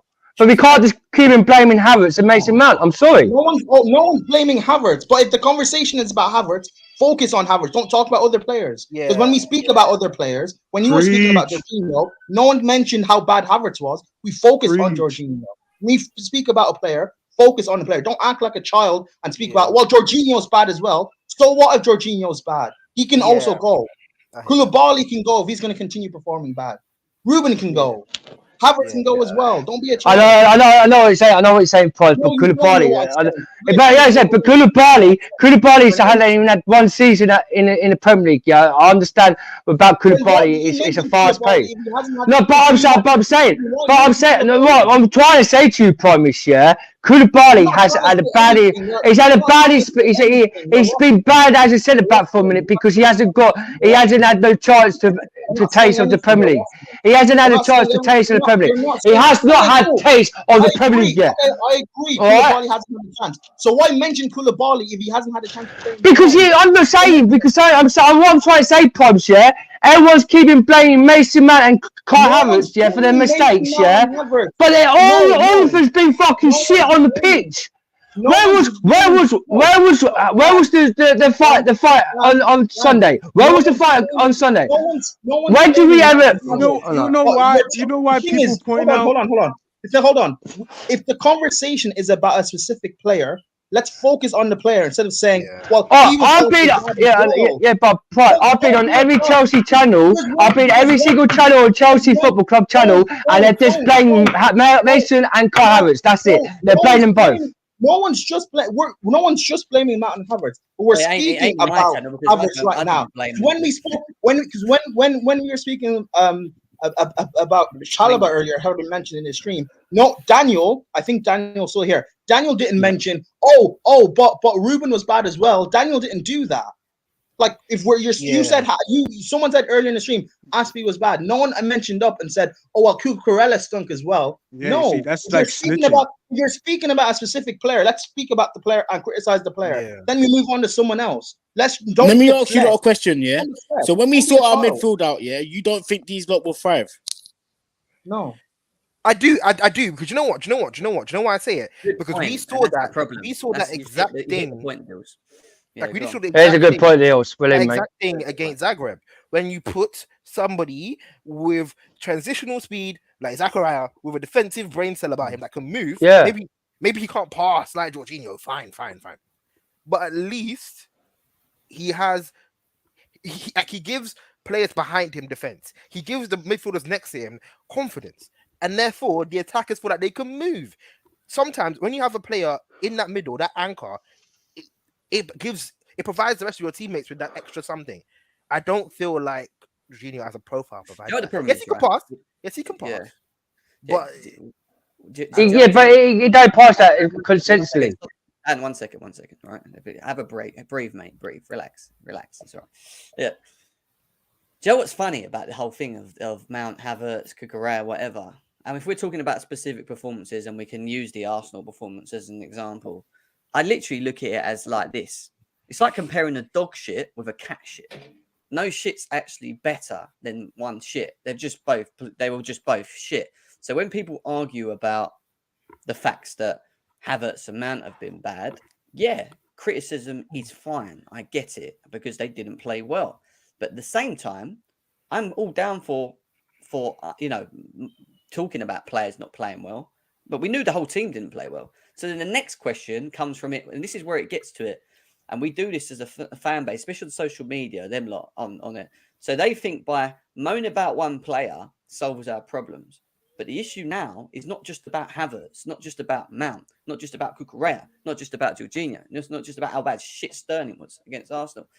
The biggest issue for me is why are they all so bad together in this system? What is it that we're doing? Why is it that we can't get the best out of any forward that comes into this team for the last 3 years?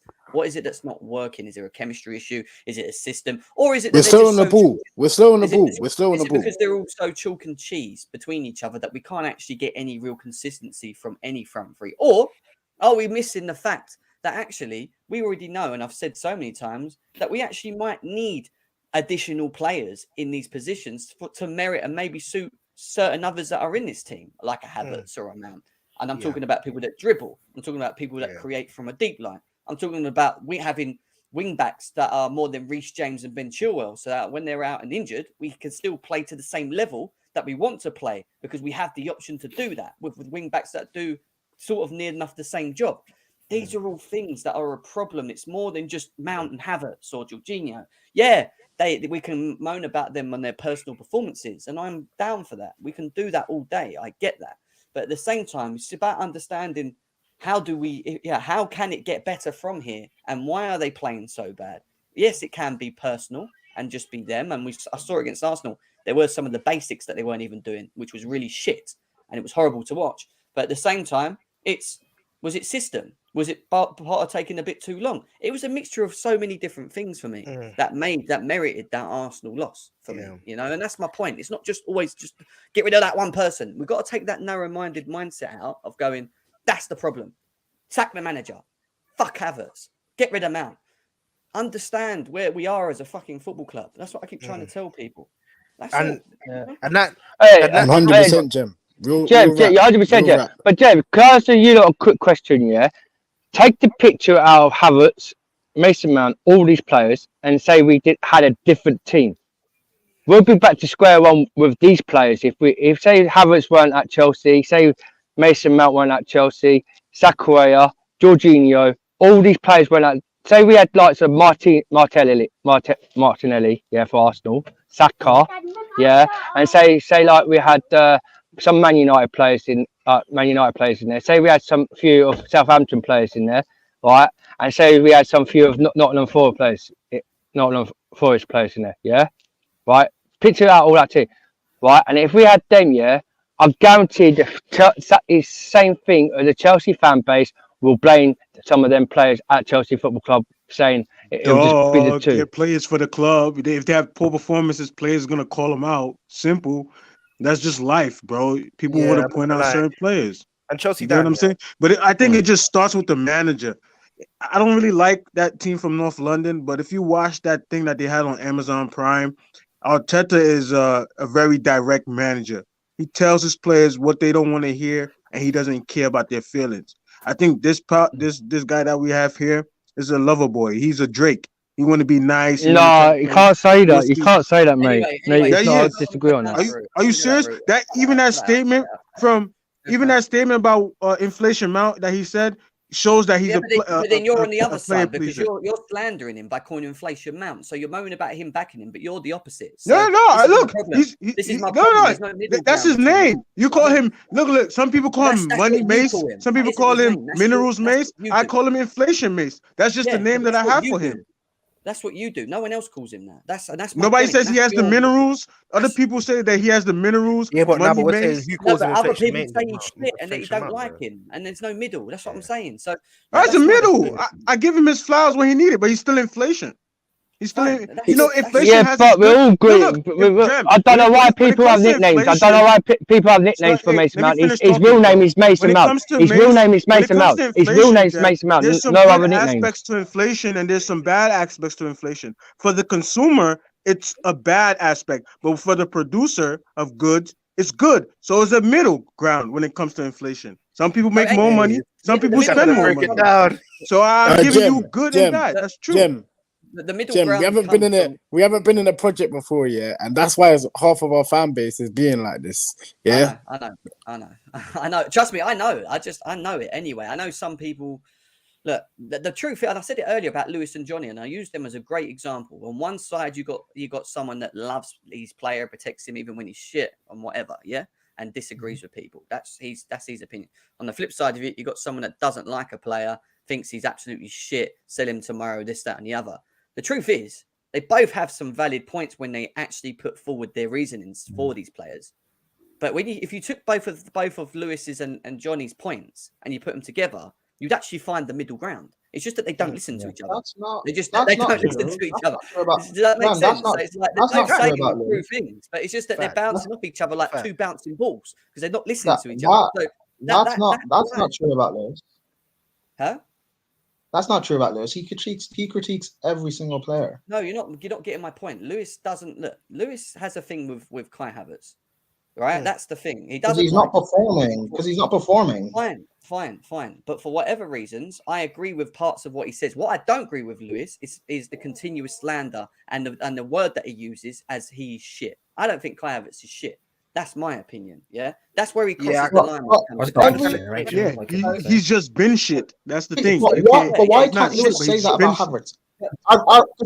Why all of a sudden, as a fan base, hold on, why all of a sudden as a fan base are we now saying it's a bad thing for us to call a player shit? We've been doing this for so long. Yeah, but it doesn't mean so many players that have played for hold on. No. So many players, and Jem, especially you've done it before as well. So many players that have played for our football club, we've been saying that they're shit when they play badly. Why all of a sudden, because it's Havertz and Mount, we can't do that?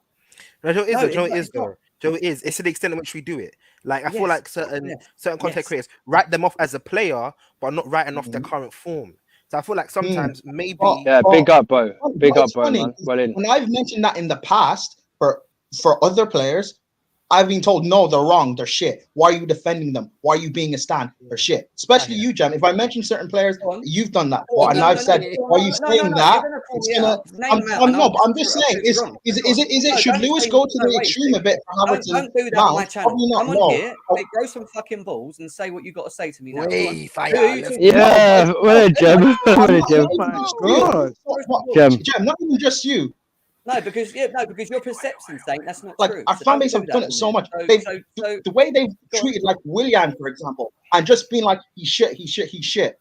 Like what are we? People have said that about Willian. Why is it now all of a sudden we can't say that when he's performed badly? We're not individual FC though. We're not individual FC. Well, all of a sudden we cannot say that about Havertz and Mount if they're not performing well. Because when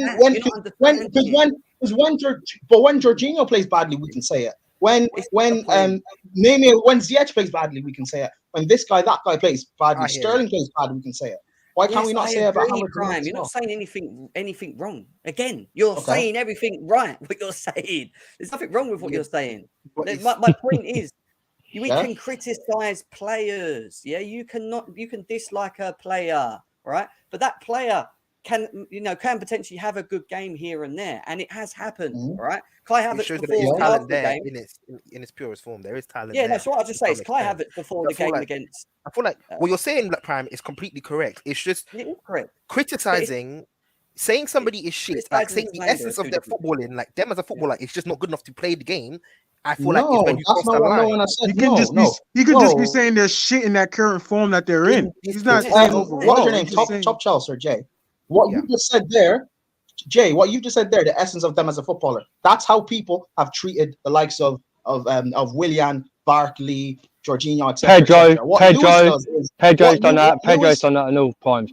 People criticize Pedro. What Lewis does is that, right, regardless of what you are as ability, cool.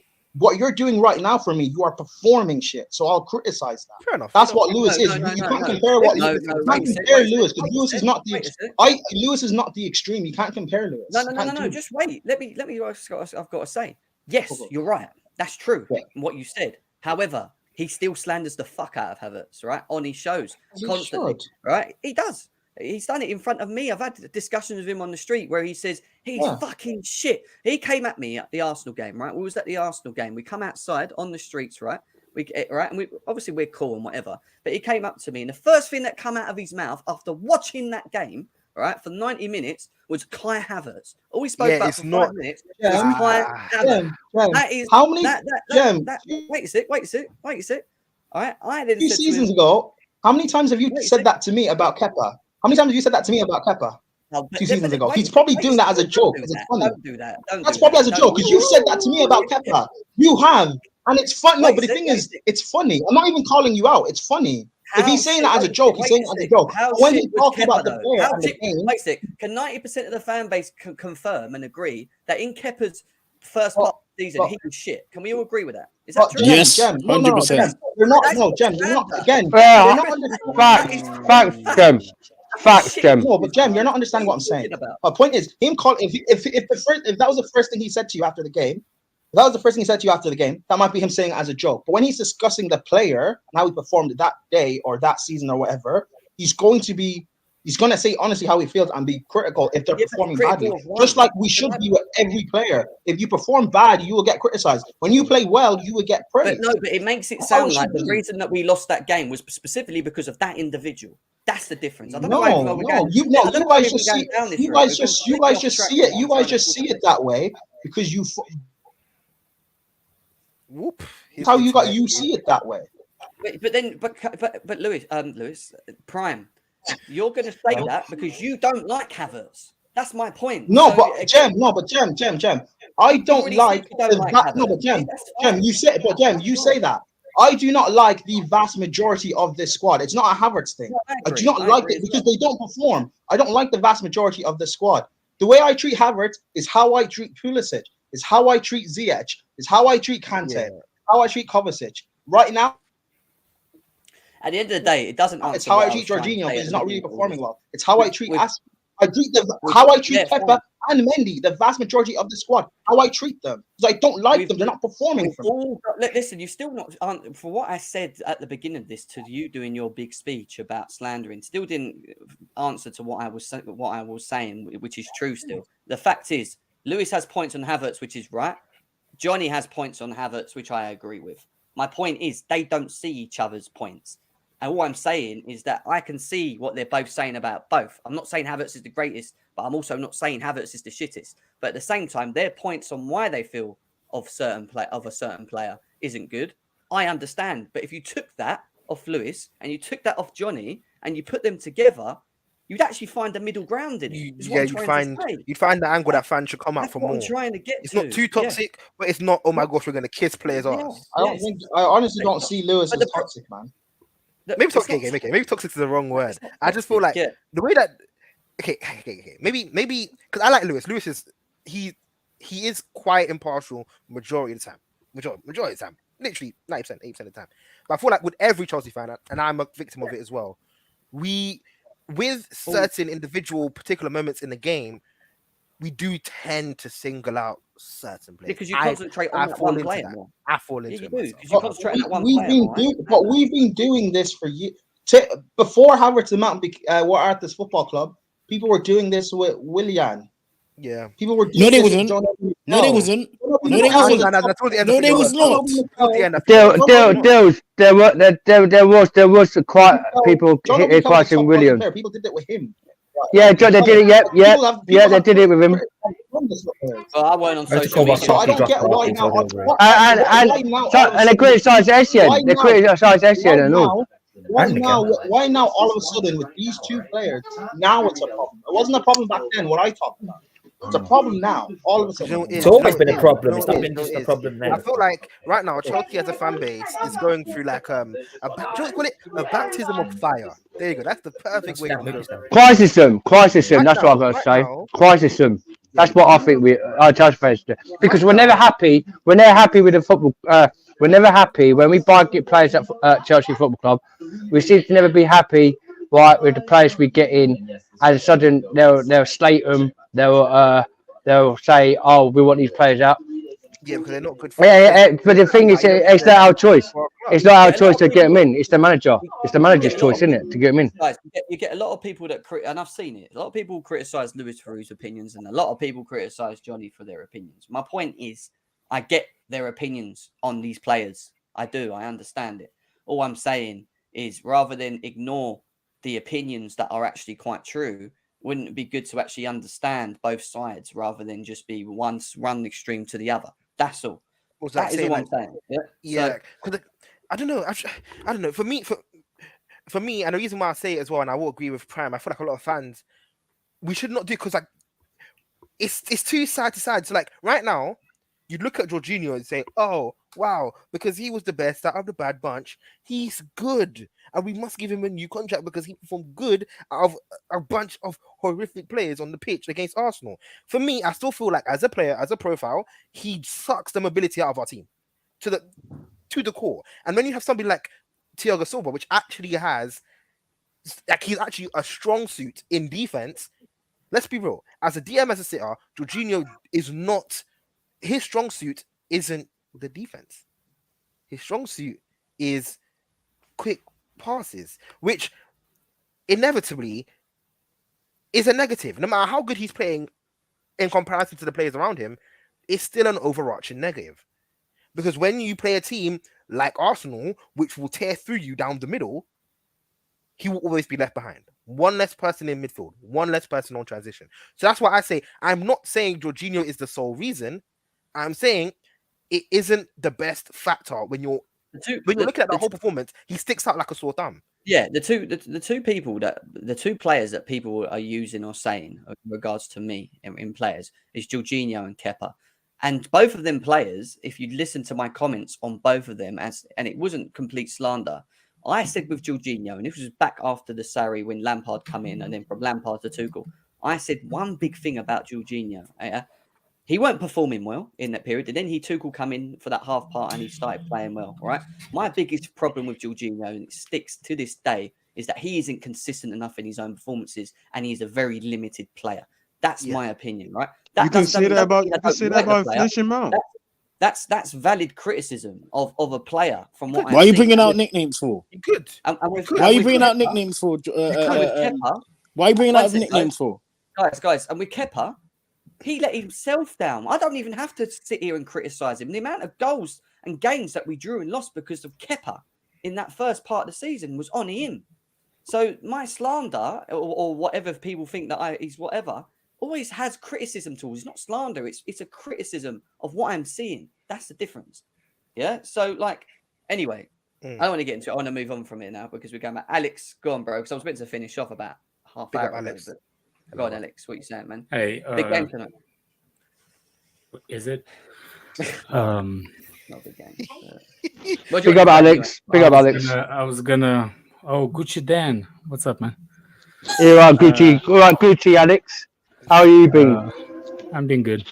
Yeah. I see. Nice to meet Prime's brother. Like, bro, that big up, Alex.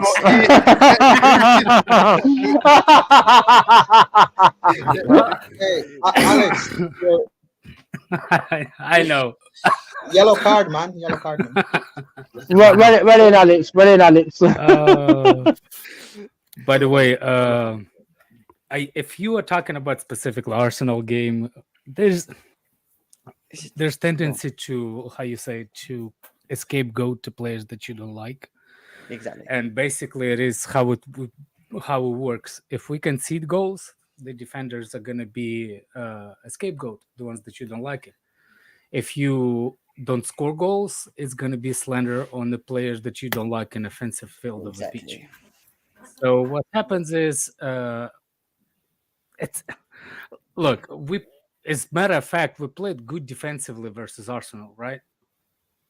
So this is why Kai Havertz is going to be under criticism at the same time with Mason Mount and Sterling and Aubameyang and Robin Loftus-Cheek.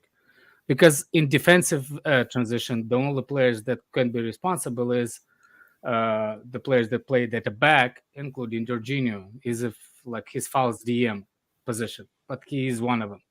So for me, you can squeeze your buttholes as much as you want, but it's going to be on offensive players, the criticism. And Mason Mount and Kai Havertz are actually face of that. They're the ones that been in this team for the longest time. This is the guys that been in the team playing together for the longest time. So that's how they get criticism more. And it doesn't help. I don't think a lot of people will criticize him as bad as for the likes of Johnny, because he calls him Cruyff, and people take offense to that thing. So every time Mount does that, something like that, that's what we're not actually going for Mount. We're actually going for people that support Mount and call him Cruyff or generals or like a silky German. You see what I'm saying? Yeah, that generational word is actually pisses me off.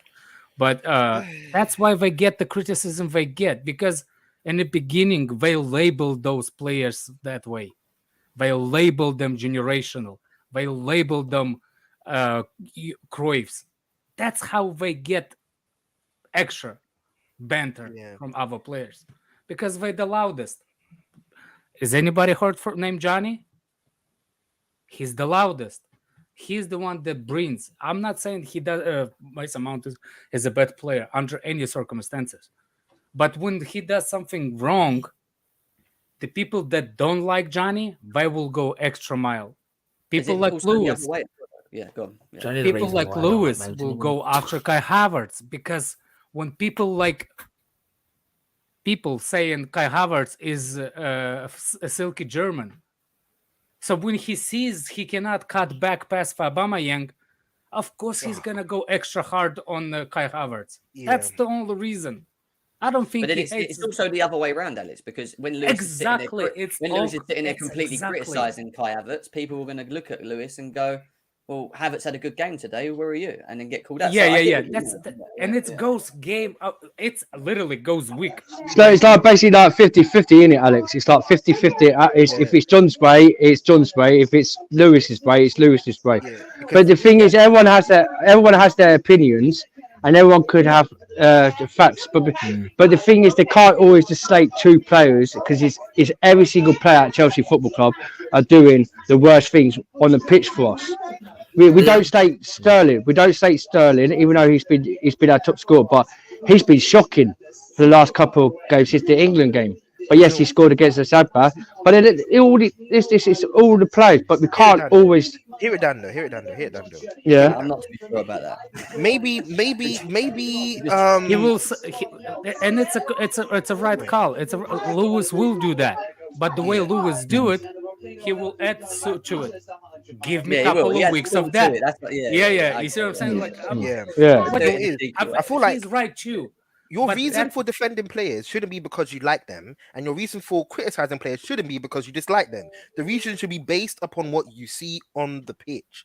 Beyond Prime Junior, but the problem is people have. Are you Prime's brother, any chance? Because you both look alike.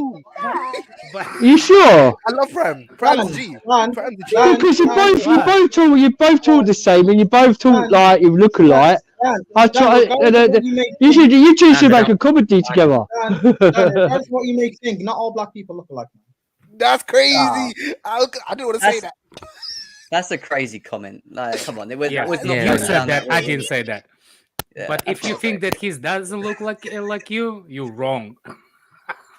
But I can't believe what I'm saying is, like, look, it is what it is. Be like me. Hate all of them equally. And you will I'm only never be joking, wrong. brother. I'm only joking, brother. I'm only joking. Except no, you hate Jorginho just a bit more than everyone else. You hate Jorginho just a bit more than everyone else, though. I have no But guess what? I Though? do Guess the what, though? same You thing. hate I Jorginho more actually than anyone. Don't no. do this. Here we go. Of course Service it is, announcement. because that's my favorite position on the field.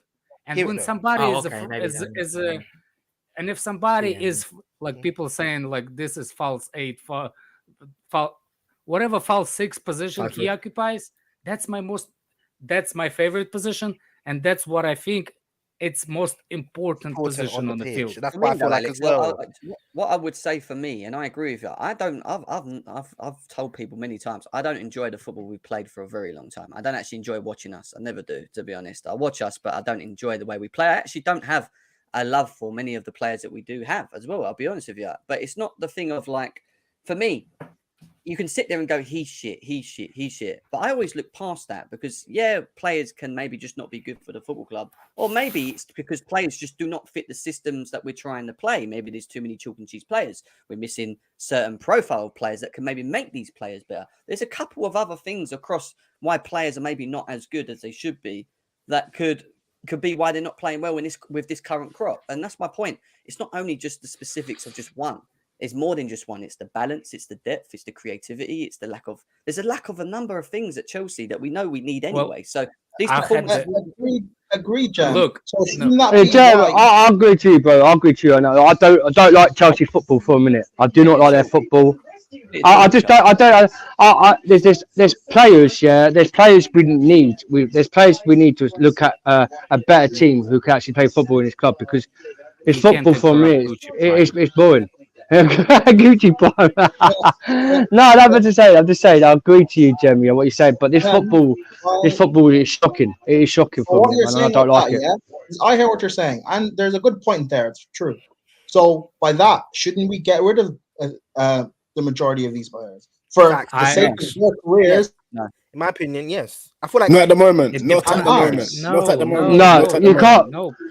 Sterling and Aubameyang's all new players. They just came into the Chelsea football board. Not the new one. Not the new one. I feel like Ruben. Do you understand English? What no means?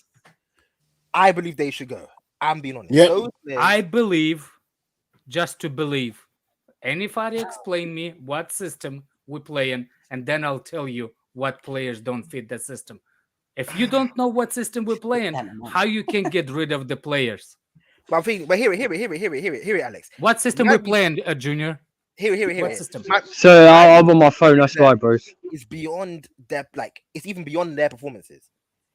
For instance, Cover, Kante, Jorginho do not give me consistent enough physical fitness for me to even warrant caring about what formation can suit them, because you don't give me enough games as a basis. So I feel like that in itself is why I haven't spoken on Mounts and other people, because I'm not going to speak on them yet.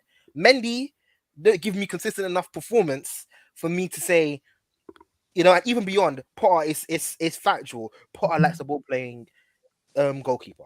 Against Arsenal, this guy was doing the same thing that he got slated for when he was trying to Cruyff turn players in goal and got dispossessed. He was doing the same thing against Arsenal that you don't learn.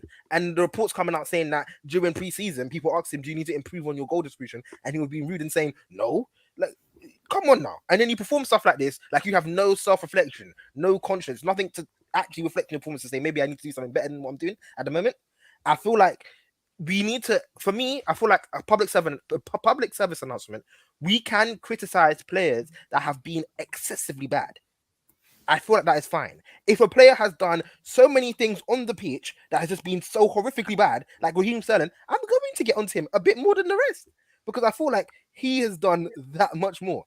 If Kai Havertz displaced 20 passes, but Cucurella got a red card for running across to the other goalkeeper and slide tackling him, I'm going to scream at Cucurella more than Kai Havertz for displacing 20 passes. Jay, you see on Sterling, yeah? He suits in a style of a midfield that's good. Now, we haven't got the midfield that can provide for Sterling. Yeah. Damn, Junior looks like a prime and sounds like Level Crawford from Breaking Bad, man. Your voice like I'm gonna talk on that. But to be honest, do you know what? The reason why people will hate for me, like people, the Jorginho stands, the Mount stands, they'll hate for me to get onto these players. But Graham Potter starts Jorginho against Arsenal because apparently there's this myth that he does these amazing over the top balls. But he didn't do that game. In fact, all he brought that game, other than the quick passes left and right and behind, which is good, it was a positive out of the many negatives. But the fact is that when you got Odegaard, Partey, flipping, tearing our midfield a new arsehole, every single time they get past Jorginho, that's one less player to help on defense. So we can say that Jorginho was the only positive spark. He was actually still in partner with that. Still one of the biggest setbacks in that game. I feel like we need to stop saying, because I feel like beyond that, when you can only see the positive and you can't see the negative. With Jorginho or with Mount, you can only see the positive and you can't see the negative. So therefore, you're defending the player based on your personal preference. We need to start being impartial as a fan base. Too much biases. Agree. Way too many biases. Bravo power. But I don't know. Brother power.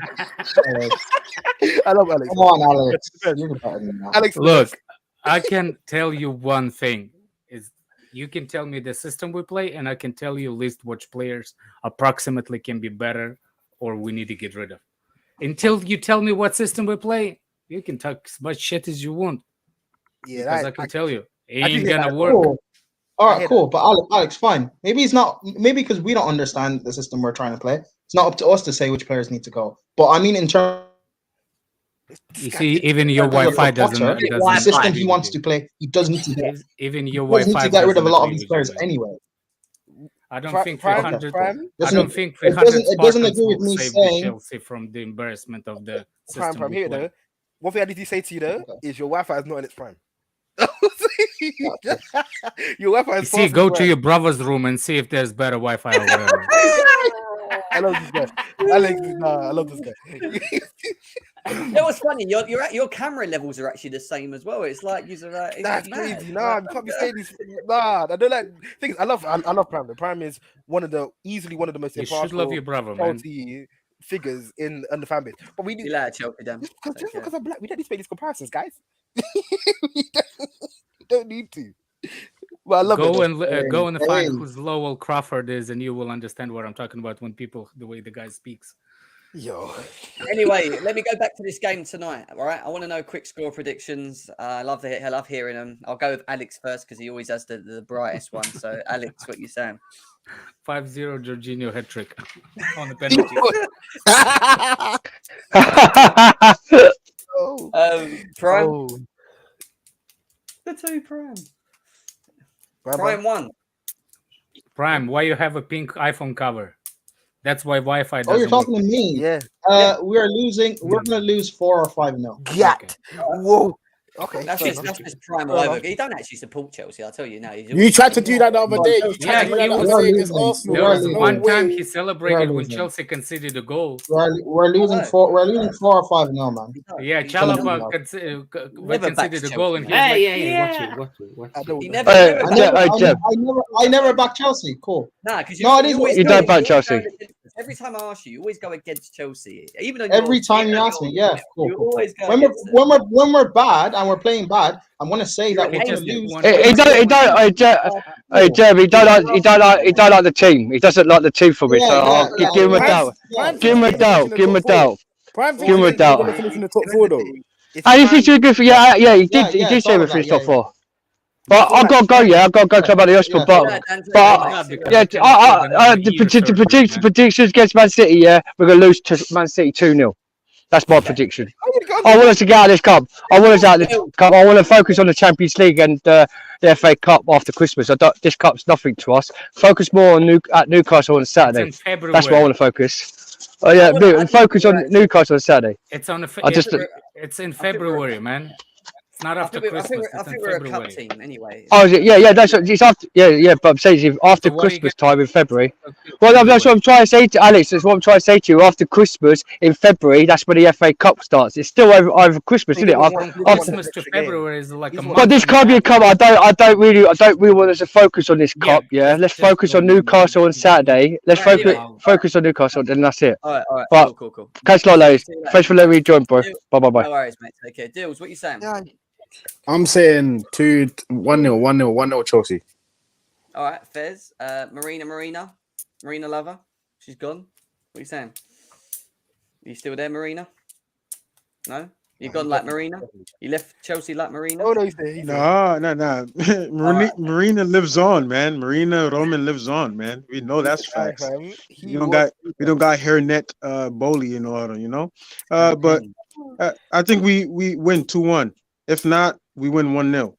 That's about it. 2-1, 1-0. He's quite confident. Winter Surfer's very confident in Chelsea. 3-0 City. Daniel, what are you saying? Only if Harry Potter raised his wand, we got this one. So listen up, Harry Potter. Man City win 2-1 in extra time. 2-1 to Man City in extra time. Jay, what are you saying? They win on penalty, sorry. Only if we run the formation that you put on the screen, we can win maybe 2-1. Okay, you're confident. Everyone's saying we're losing, but I'm the fake fan. I'm gonna go with a 2-0 Chelsea. Yeah, they just said this game. You're saying every game, so shut up. I haven't said every game. I said 3 games. Yeah, you just like to be controversial. Nah, I can't lie though. Man City, I'm not being controversial. If I don't think the way we're playing, you think we're gonna win. Nah, but 2-0. We're gonna win tonight. I said 5-0. We could turn up. I said 5-0. Hold that. We're not scoring 5 goals against Man City. Doesn't matter. Back your team. Back the Blues. Back what? Back what? Back what? No, Jem. Back what? 2-0. 5-0. Jem, you actually support this team. You actually support this team. You'll be honest. I'm not blindly supporting. That's why I agree with Prime. You know, like, I don't blindly support stupidity. No. Prime's way of supporting is by being realistic, innit? And I feel like the reason why I said 2-1 isn't because I'm trying to just be positive or toe the line.